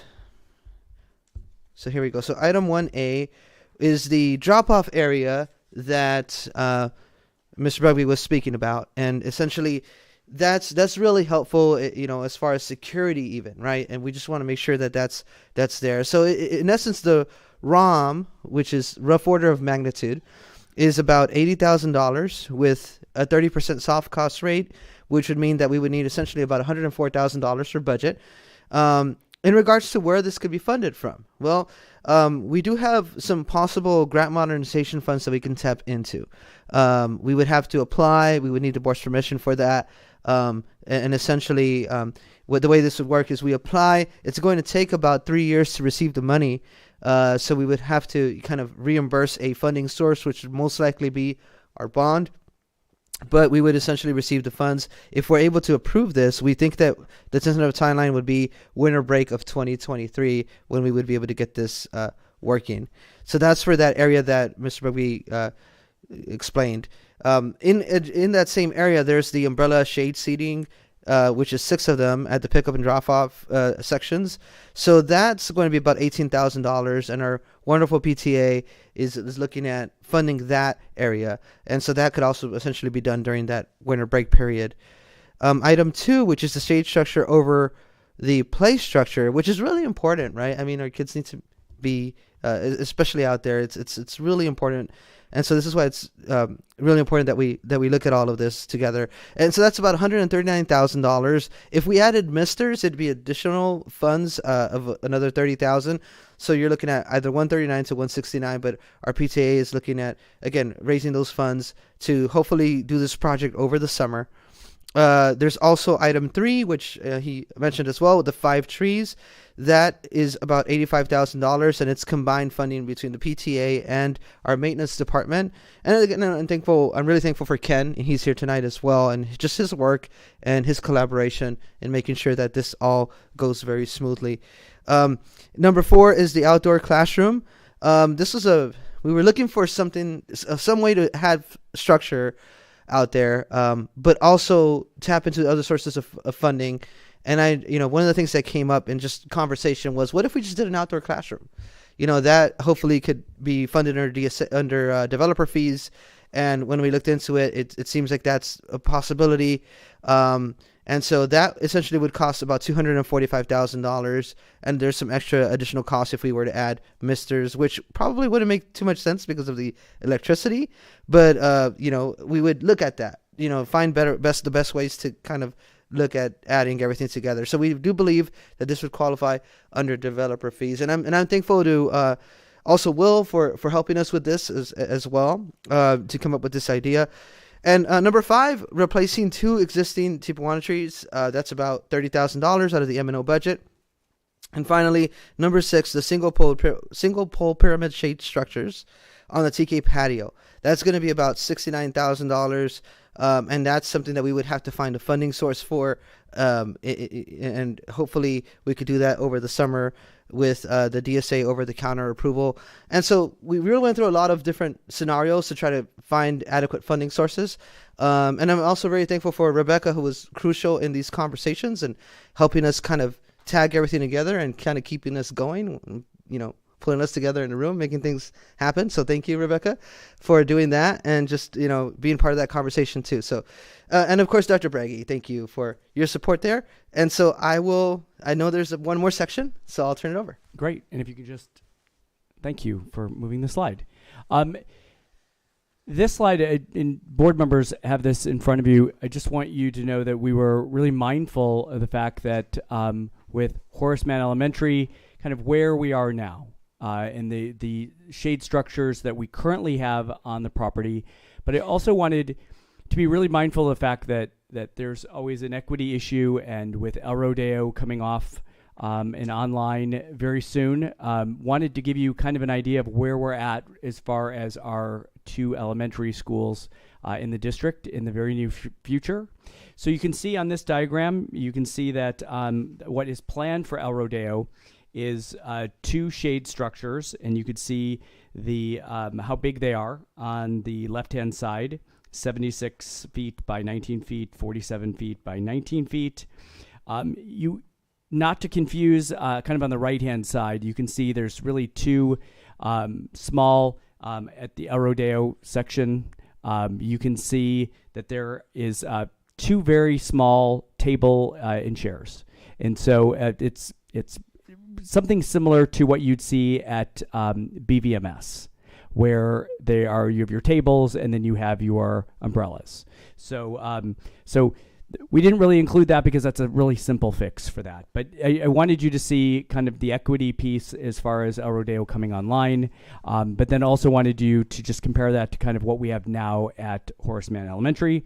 And then the next slide, you can just see what was presented to you. Obviously, the El Rodeo, the plan version does not change from what I just showed you with those 2 shade structures and those 2 small umbrella tables. Those are something, again, that those are easily, we could add those really anywhere. But wanted you to see how the information that you just received in this proposal, how we would work that into kind of a longer term vision that incorporates not only responsibility from our school district and some creative areas to get resources and funding, but also the partnership that we have with our PTA, who, again, more than a year ago started a campaign for collecting some funds through donations in their work. And they've been very successful so far. It's been very impressive what our Horace Mann PTA has been able to do. I know that you may have some questions. I know that there's some areas that are in question about funding that we'd be happy to answer. At the end, we would love to be able to get some direction for you. We'd really like to get moving in terms of moving with DSA approval. Before I turn it over for questions, I just want to ask, what specific direction are you looking for this evening? It's getting some additional input on some of the funding sources to get your thoughts on proposals about our outdoor classroom. There is additional funds that we have in developer fees. We wanted to start to just get your thoughts about how to spend those, because certainly, as you know, that's up to the board on how that money is given out. But we also wanted to share with you, again, some other areas that are creative with some grant funding, the new grant modernization funds that we are going to be able to look into. So I think really any direction possible to help us inch towards where we can start looking at submitting part of this plan to DSA. Okay. Thank you. Alex, any thoughts? Yes. First, I'd just like to say thank you to Horace Mann PTA and administration for taking initiative on this, because I can attest to Horace Mann just trapping so much heat from my middle school days.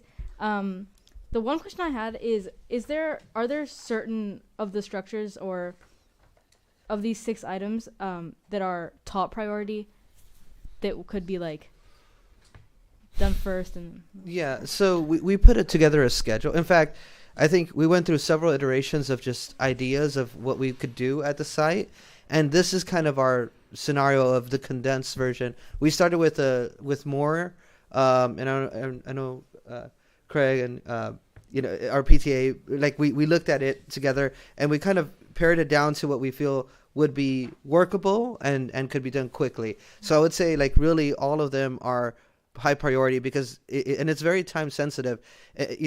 Some things, if we wait till later, we won't be able to tap into summer anymore, so it wouldn't be able to happen until the next summer. And just scenarios like that we just, and that's why we're hoping to get some direction in that sense, right? Just so we can continue to move forward and put in our apps and do those types of things. But really, this is the pared down version of like, this is what we think. They're all very high priority, and we would need to move forward with. Okay, thank you so much. Mrs. Wells. Thank you. I have a few questions. I thank you so much for doing this. I really appreciate how you're working together. I really appreciate PTA for really trying to drive this and take the lead on it. First of all, just in terms of the projects, you just said they're all high priority. So are you suggesting that they'll all be moving, if you got approval, you'd be moving forward with all of them simultaneously with the same level of priority? Essentially, yes. They wouldn't all be happening at the same time. There's different time frames, right, that they go through. That you're stuck with. Yeah, especially with things that could be done over the counter with DSA and things that would have to wait for formal DSA approval. There's things that will need more architect design and just troubleshooting that we might have to do because of just different the locations and fire lanes and things like that. So some will take longer, but we do need to get started because although they may take longer, we have to get started sooner so that we can, eventually get these things done. I mean, I would say for me, what's my number one priority when I look at this from Horace Mann is that first and foremost, even though I appreciate all of the different changes, is the areas that are really impacting the kids as the first priority. So that's the shade structure, the outdoor playground, and the area outside of the TK, like really prioritizing that because that's going to impact the kids' experience in school immediately, as opposed to the waiting area for the parents, which I think is nice and for a lot of different reasons. But to me, like those are the number one priorities that I would say. So if the others are slowing you down, I would reprioritize so that we make certain that the kids are getting that impact. We did work with, can we pull the map back up? We did work with the community, with PTA, and really talked about what the most dire needs are. Figured that, okay, so the area number 1. Right. That's an easy one to get going. And it can also be used as an outside classroom, but not a classroom with electricity and lighting and all of that. So number 1, we thought that's a quick one we can jump on and get that going. So we did list them in what we decided as a community as our priority list. I guess the other question I would have in terms of like why take out the Tipawana trees if you already have 2 trees there when we're talking about budgeting? Like why not just add the other tree at this point? It seems like if down the road you wanted to replace them, I could see that, but I can't see that that's a priority over getting the shades over the TK area. And so I'll have Ken come up and talk a little bit about that. But just, to clarify, right? Like you said, that's kind of the direction, that 1 through 6. But, the work can all be started if we can move forward with the approval. Right. It just seems to me that since we already have trees there, but we don't have the shade structures, that the shade structures would be the number one priority. And as well, since there's trees there, I could see if because of cleaning, maintenance, it may be easier to replace them from that standpoint, but since they're there now, why not focus on what we don't have? Well, the 2 trees that are remaining, the 2 of the 3 Tipawanas, 1 of the 3 fell. They're not the healthiest of trees, and they haven't always been trimmed properly, which is really key whenever a tree is developing, to make sure that it's trimmed properly. So although we did trim them back, they're not going to bloom and be the healthy, productive trees that we would really hope for.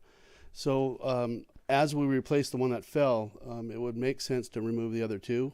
That was going to be something that was going to be within the M&O world, which wouldn't really affect the other projects, and it's something that I do have funded in my department.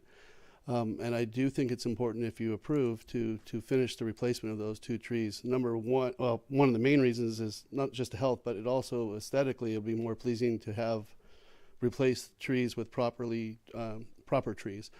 We would go back in with 1 of 2 trees, which would either be an Indian laurel or a majestic ash. They're less messy. They're more of a shade tree, and they're easier to take care of. We would also make some modifications to the planting area where the trees go in. Right now, they're very small wells where we get water. So that's one of the main reasons the trees aren't that healthy to begin with, and also some of the reasons that we're seeing some of the stuff around the city with the other Indian laurels that are being removed with the erupting roots.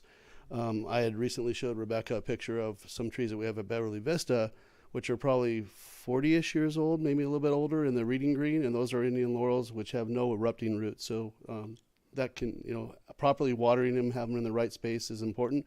Once we've lost that, there's no real way to get those Tipawanas back to a state where they're going to grow into anything really productive for us. Mhm. And so No, I understand that desire to do that down the road, but if it's not if it's not an immediate danger, then from a resources standpoint, it just seems to me that we put our resources first in these other areas where the kids really are going to get a benefit out of it directly. So I would ask that we consider perhaps holding off on that and getting the other trees in the other area and the shade structures. My other question is I understand that the shade structures over the TK, that you can pull those, they're already DSA approved. The shade structures over the TK, number 6.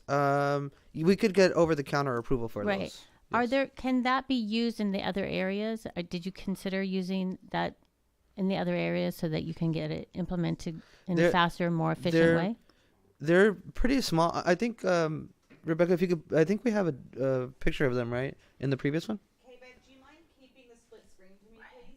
Just so that Yeah. we keep referring back to it because it is up. Yeah, there's a. I want you to see what it looks like. It's on the. It's smaller, and so it would be difficult to kind of put all that. And I think eventually it just makes more sense to have an actual structure. Okay. Once they put it up, I could show you where.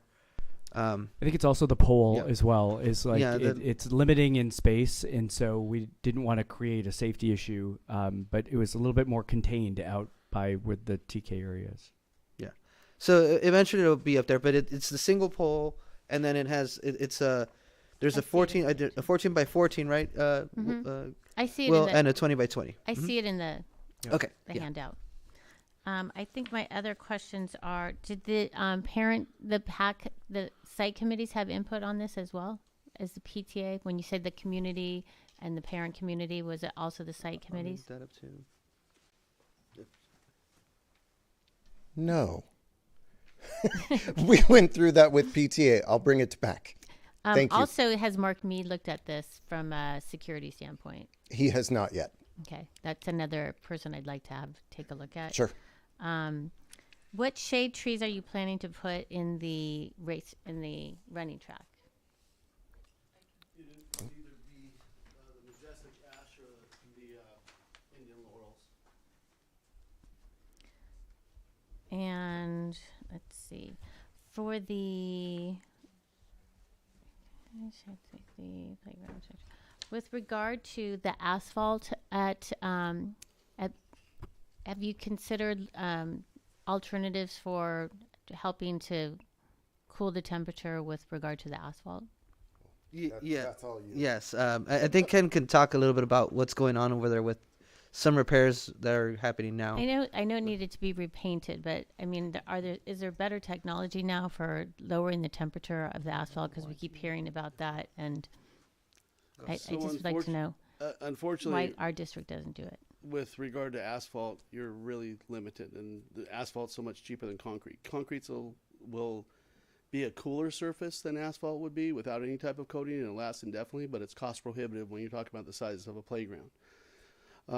With regard to the technology on asphalt, the cool coatings that they have out are not proving to have any kind of good longevity. We have a failure of the existing system, which I've been working with the vendor for the last year and a half to try to get them to warranty it. When did we put that in?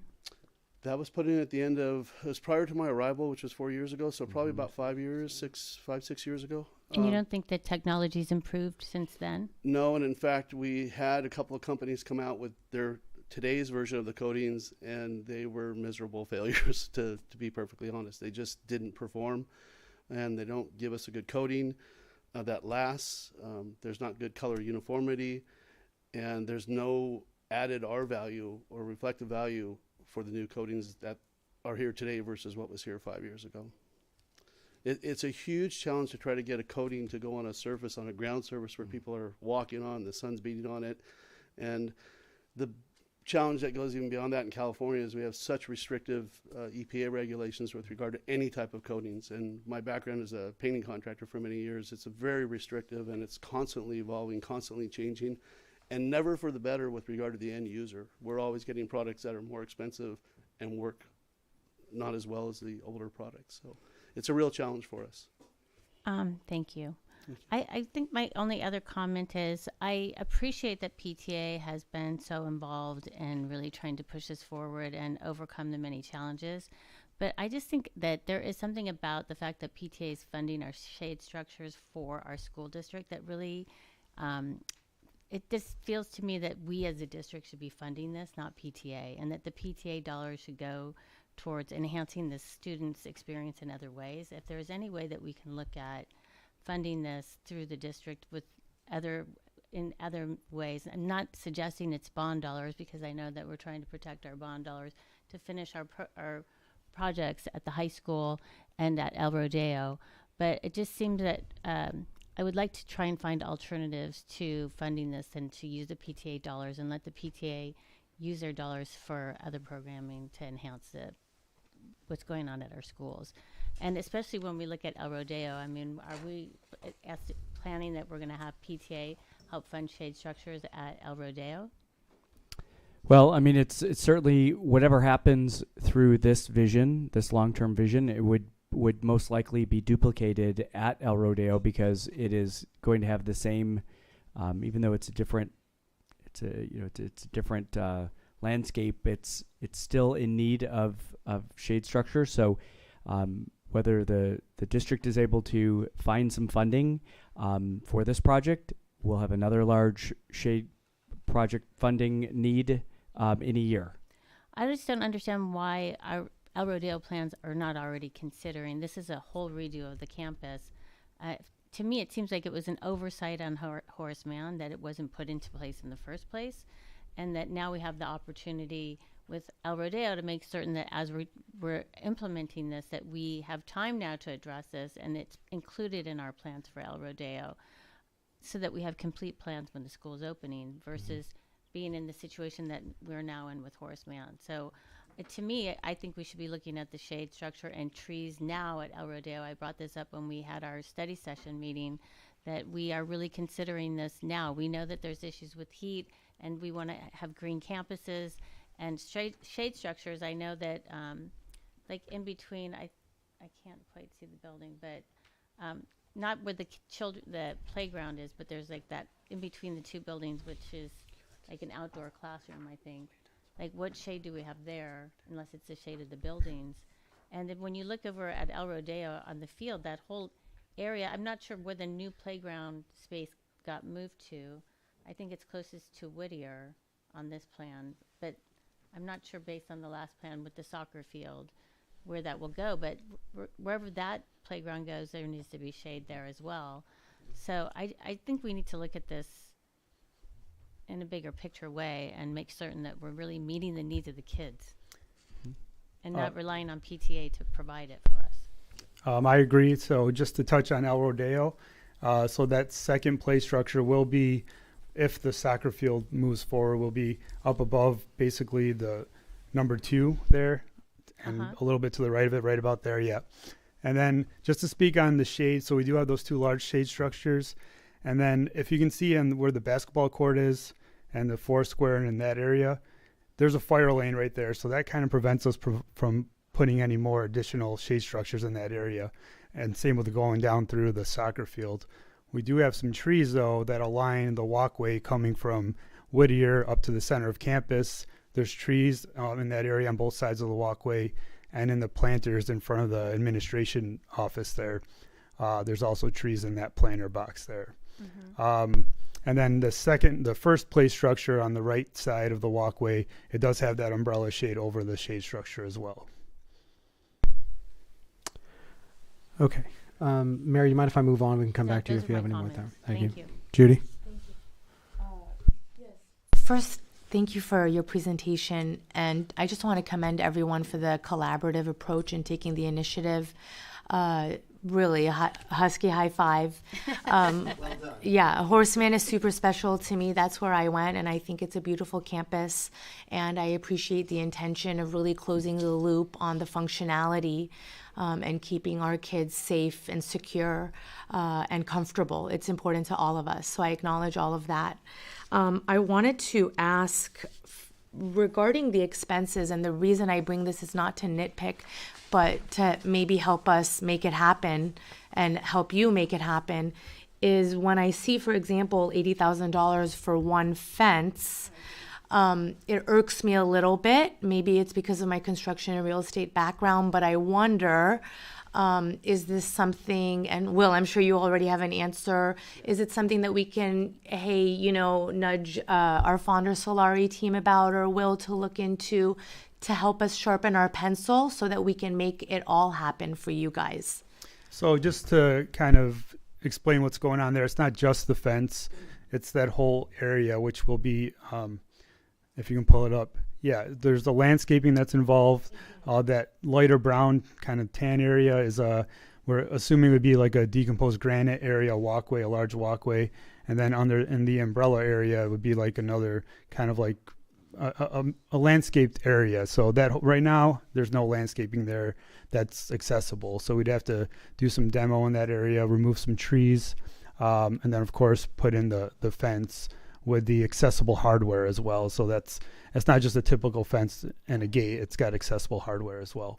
Got it. So in the picture, whereas the rendering provides the I see where you're going with that. Yeah. Walkways, landscaping, trees, etc. It doesn't necessarily match the line item, which describes kind of brief fence. So it's for the whole refresh of the area. Got you. Okay, then I wanted to speak about the PTA component.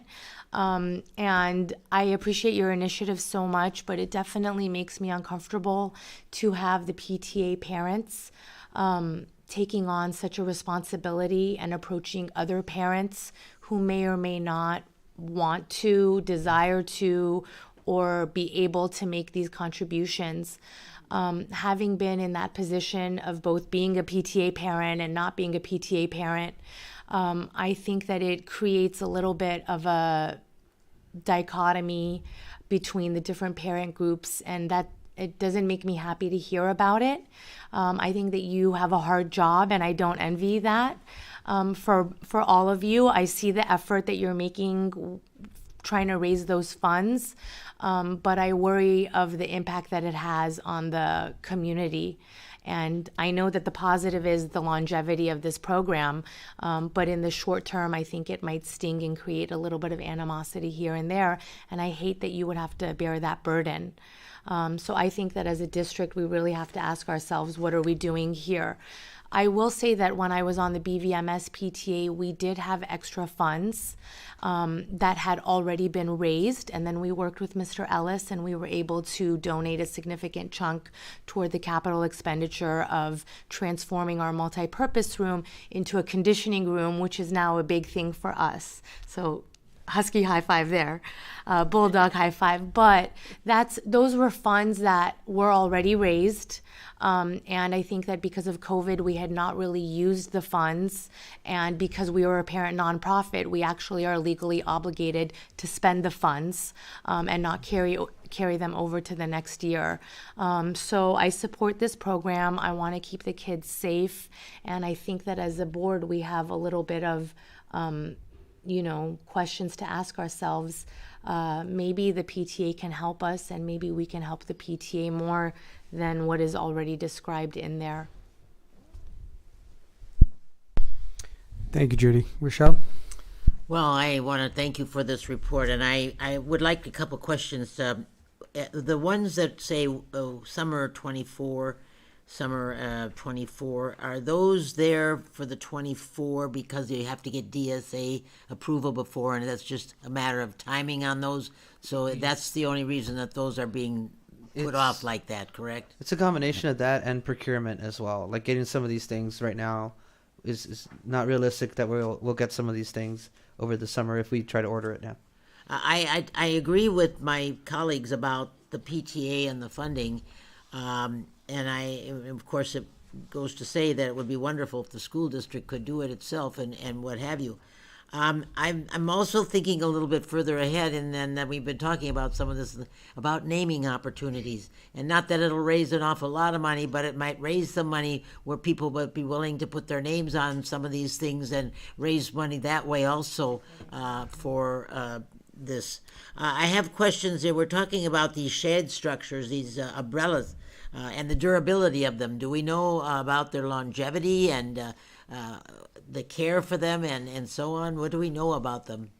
Because they are, excuse me, DSA pre-approved, they are very durable, and the poles themselves are, encased in concrete, and they've gone through a DSA approval that says that they're structurally sound and will probably last forever, assuming that there's no other complications. The actual material, the fabric, I think we usually get about a 10-year warranty on the fabric for the shade, but otherwise, yes, they're pretty durable. Well, I know that Horace Mann needs shade. There's no question about it. And I think that one of the forward-thinking things that I saw was the outdoor classroom, which we would be able to use our developer fees to build, which would take that down quite a bit. So and I'm not sure about the misters and all of that. That doesn't mean that much if we have shade. We haven't got misters anywhere else. Why do we need misters? That I don't buy.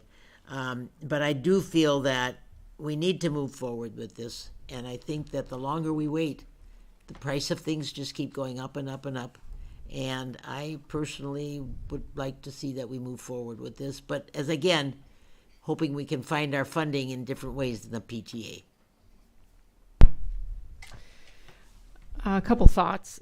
This is very important work. It really, and perhaps rather than drawing upon PTA dollars, other funding sources would be indicated. But, for a long time, we've spoken about, in general, the climate crisis in LA and how it's just gotten so hot. And we've had some near emergencies, minor medical emergencies. I think we need to move forward on this. It's very important. It's not just aesthetic. Whose idea was it for the outdoor classroom? All of them. I don't think he'll say it, but Raphael did come up with that because really. Not only for the funding purposes, but because we do need an outdoor classroom. The money man came up with this. I really think we need to stop and look at how amazing this is because, knowing about the trends in education now, as we all know, there's been a mass exodus from public schools nationally. There's been questioning about the format of schools. COVID made us think about, can we be outside? How do we get fresh air? And even now, when I go into a classroom and I see 30 faces, I'm like, oh, it just doesn't seem right anymore. For us to really build and to capitalize on being a lighthouse district or a district that's really thriving as a public school district, I think the outdoor classroom notion is one that is incredible. And ultimately, I would love to see it. I'd love to see multiple types of classrooms on each campus as something that we say is our signature type of learning format. I think, and you have alternative seating, which is another thing kids are needing now. No one wants to sit anymore in a desk like this. Yep. They're sitting on balls, they're sitting on stools, hammocks I've seen. I mean, you could just open up so many innovative practices with this that really meet neurodiverse children, children on the spectrum, regular children, teenagers, that I think that I want to thank you, Raphael. It's a team effort. Okay. Anyway, I just really hope we move forward with that, and thank you for all this. Okay, thank you. I had a couple of questions. The synthetic turf running around the running track, that piece, is that require the asphalt to be removed in its sunken planter section? Yeah, it will require asphalt to be removed. Okay. The outdoor classroom is an interesting idea, although having been to graduations now at Horace Mann a couple of times, I'm wondering how that will play into planning your graduations. I have another thought about this as well. But I love that you asked that. Thank you. That was a big consideration because if you've been to promotion at Horace Mann, it's quite the dramatic reveal of the classes. So we made sure that this one structure is pushed off to the side so as not to interfere with the drama of fifth grade promotion.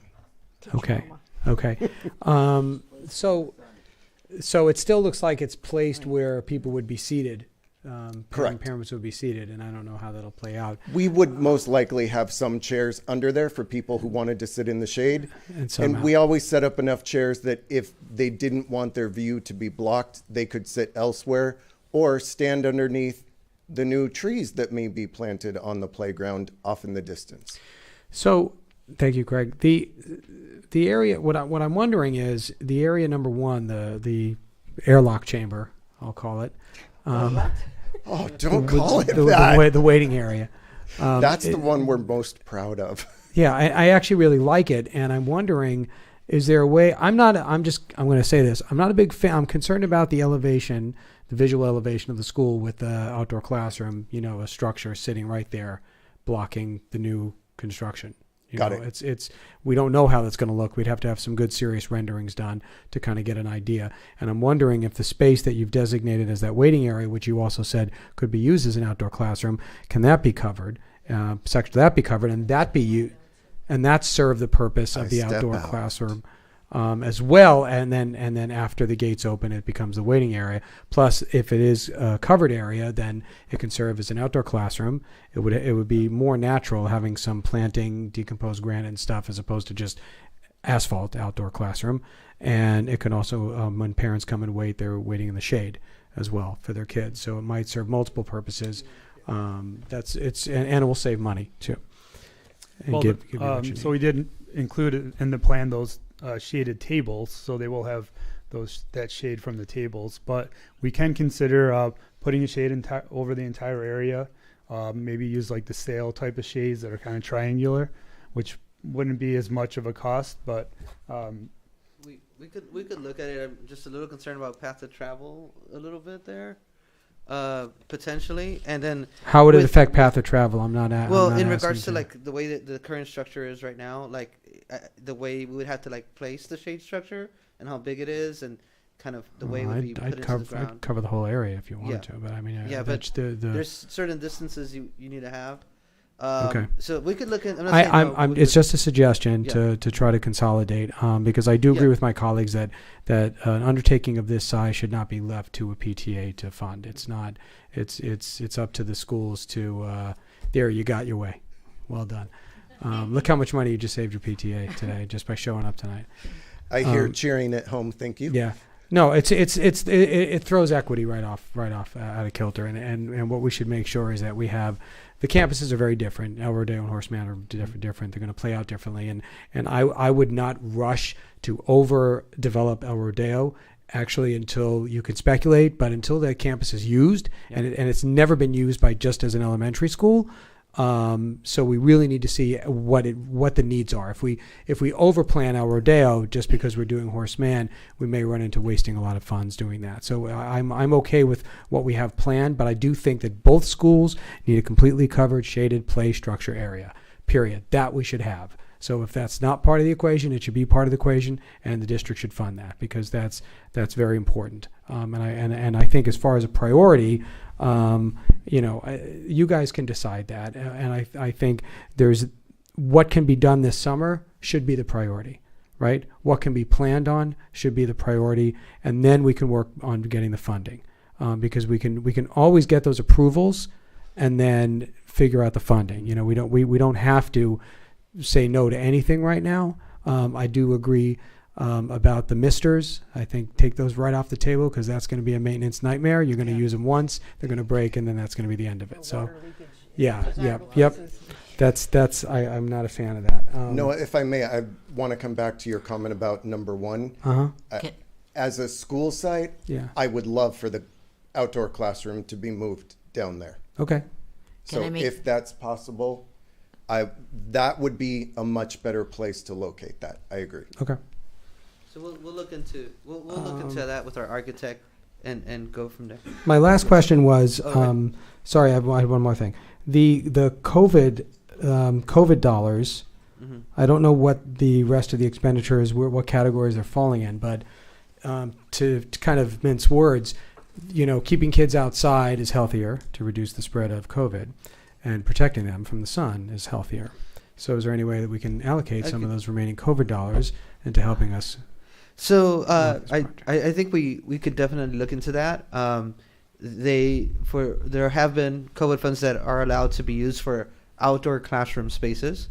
So that's something that could be looked at to help fund.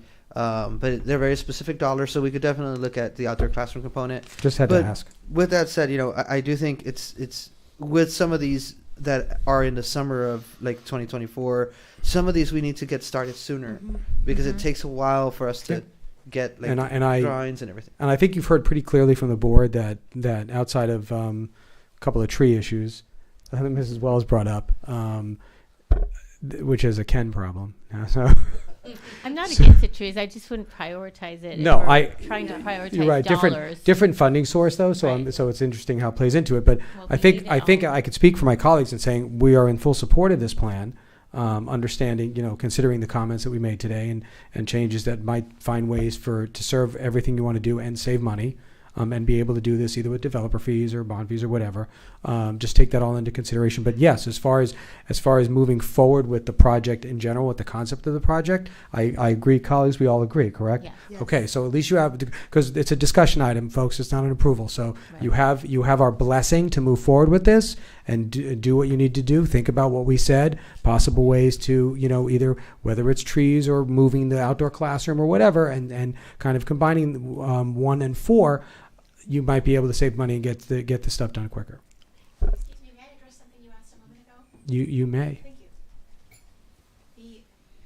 The reason number 4 is important, that location is important, is because the 4 square courts are one of the 2 highly trafficked areas on the playground. 2 is where the little kids hang out, 4 is where the big kids hang out. I think an outdoor educational space in 1 would be wonderful, but I don't think it can be in lieu of 4 because children don't play in the number 1 area. Right. Children play in 2 and 4. Yeah. Right, and I see 2 and 4 as your 2 of your priorities in terms of meeting the needs of the kids. Is 4 covering the 4 square courts?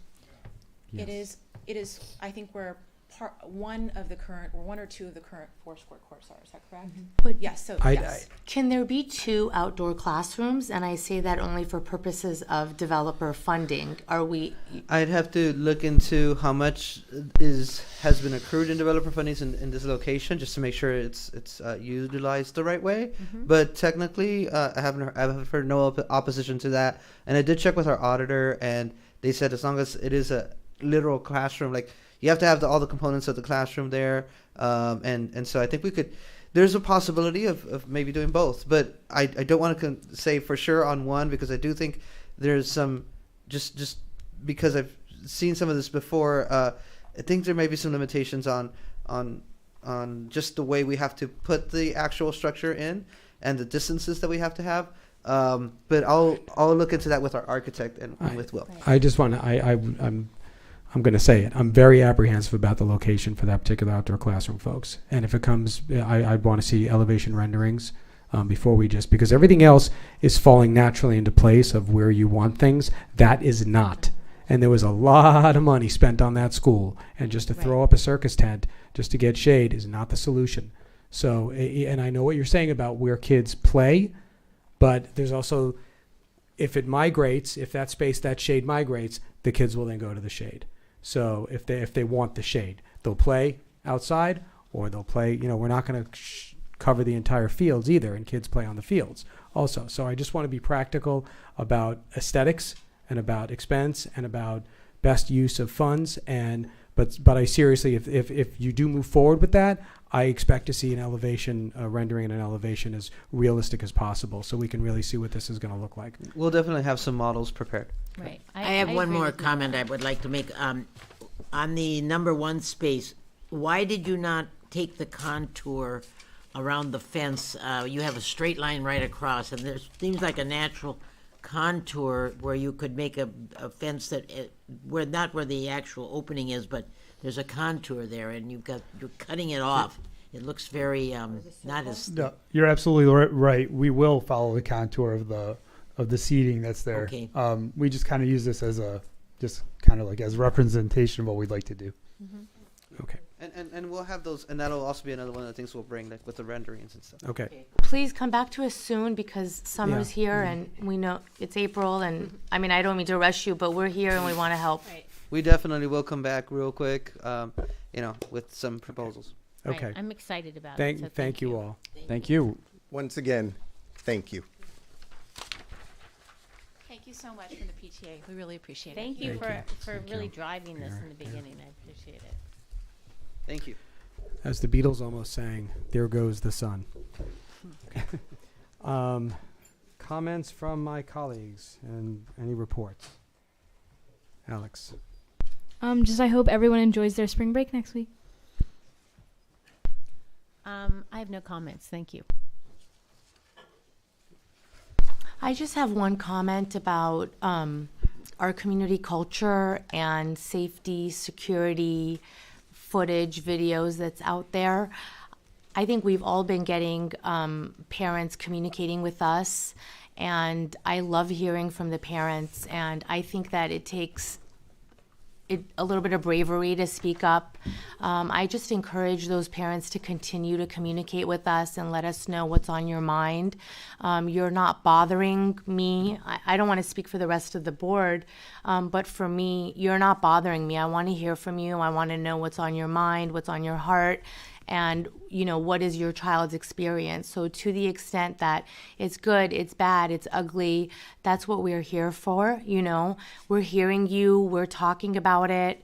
That stuff is on our mind too.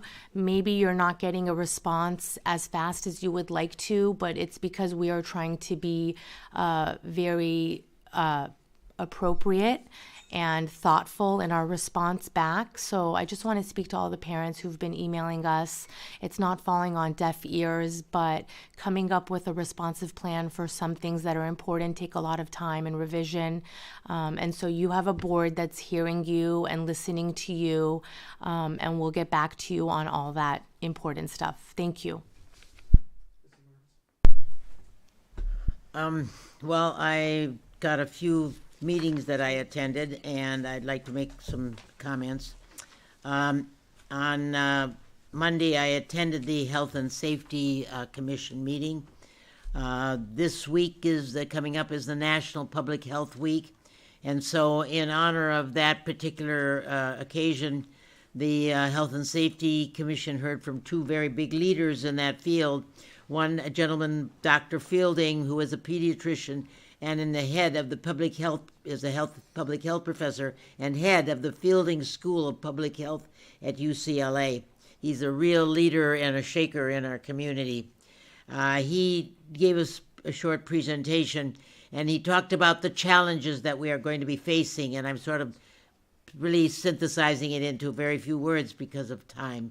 But the biggest problem he saw was sustainability and climate growth, climate change, the population growth, the fentanyl and opioids, fentanyl and the opioids problem, depression and obesity were some of the areas that he feel are going to be really big challenges in the future.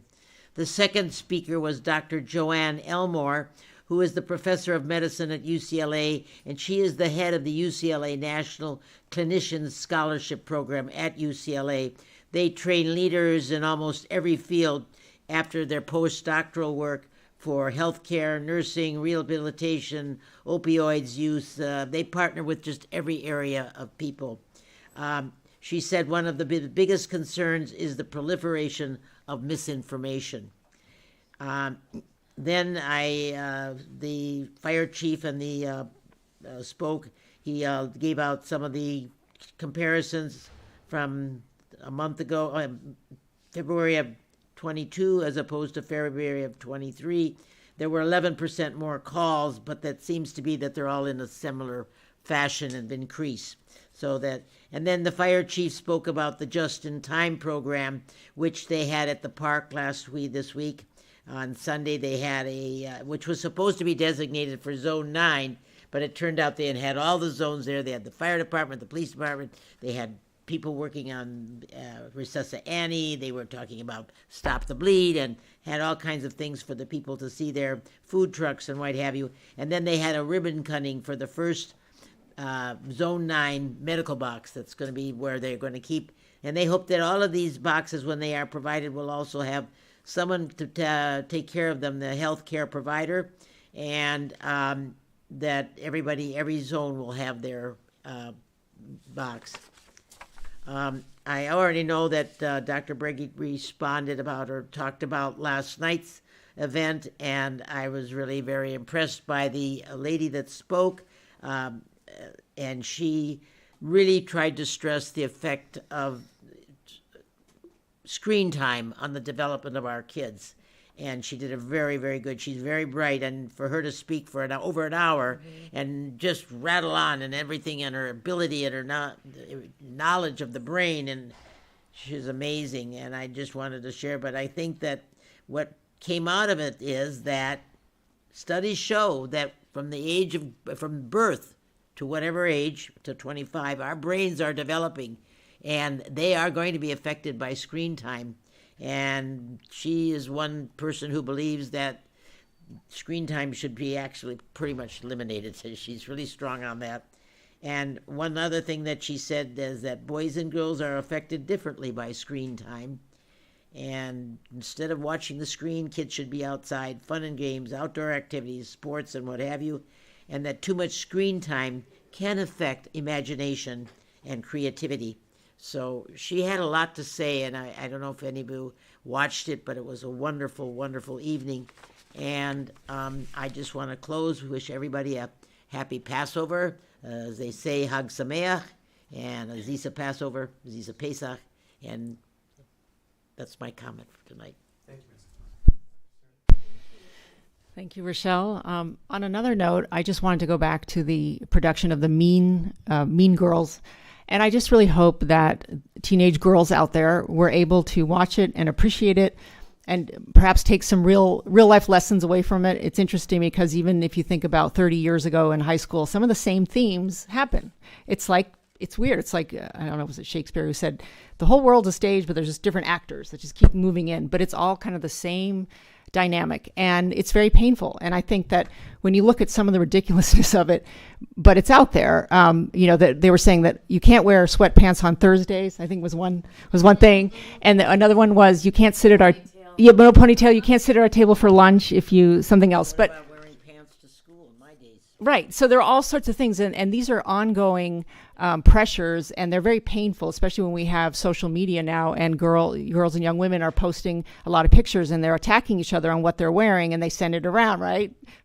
Craig is nodding his head, and it goes around. It's very painful. So I think it's really, really great. Not only was it a fantastic production, but I really hope that the teens and the middle schoolers and younger really take away some of those themes and understand that some of the rules are, yes, they are absurd and they can be hurtful, but ultimately you can succeed by being someone who doesn't necessarily follow these arbitrary rules. And there's all sorts of people out there, all sorts of friends out there who also find those rules ridiculous. So don't crush and self-harm because someone said that you weren't supposed to wear your hair up on Mondays.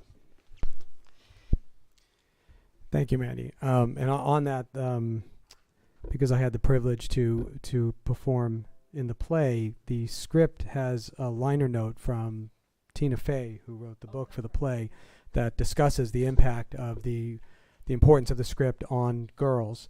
And I would also add that it is one of the first productions at our high school in a very long time that our theater kids were actually playing their age, because most of the time they're playing adults. And it's a rare opportunity for them to actually play the age that they literally are. So that's great for them, and makes it a lot more believable, I guess. I want to thank KBEV, of course, and I want to recognize our BHEA president, Elena Caston, who's here, as most times, our newest upcoming student board member, Sophia Lifson, who, because you guys can't see, but she's been at our meetings consistently for months, and that's fantastic. About the parent ed night last night that Mrs. Marcus brought up, about screen time and the development of your brain. There's that old TV saying about watching TV, right? It's going to rot your brain. So she actually proved the science that it rots your brain. Literally, this excessive screen time in younger kids rots your brain. It was a great conversation. It was a great presentation. The parents were very active. The one thing that was slightly disappointing to me is that nobody at any point, no parent said that, we as parents are the ones that are buying these phones for our kids and paying for their phone plans. We are enablers. Parents have to say that. Parents have to say that. It's okay. It's going to be very hard not to be in these days, but you have to recognize that the kids aren't finding these phones on their own and paying for these plans on their own, especially if they're getting phones in elementary school, which we heard there are kids even getting that. So there's a movement that was talked about called Wait Till 8th, which is 8th grade, that kids really should not have a phone until 8th grade. I know a lot of parents find middle school the cutoff for that, but the 11 and 12-year-olds is a very important time for them not to be obsessed with the phone. But I think that we need to have ownership as parents. I have ownership as a parent. I pay for my child's phone. I recognize that she uses it. We have our rules in our house about it. And I think it's important for all of us as a community to start thinking. Mrs. Manicherry said about the culture, right? We have a culture.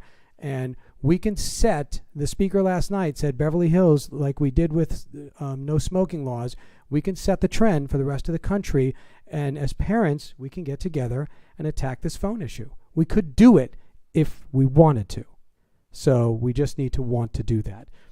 Which brings me to the last idea of culture, and in all the emails that we've been receiving regarding the incidences that have been occurring off campus time, calling for the Board of Education and the superintendent and the administration to act, to do something about this students that are misbehaving, that are not good representatives of our district, that are obviously have not read the community pledge at all.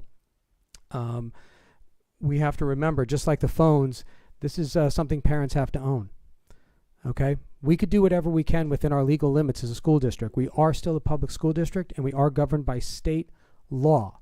So as much as the things we would like to be able to do to certain students who break these laws, we can't, especially when they don't take place on school grounds. But what we can do is remind parents to be parents. It's not a bad thing. Your kids have friends.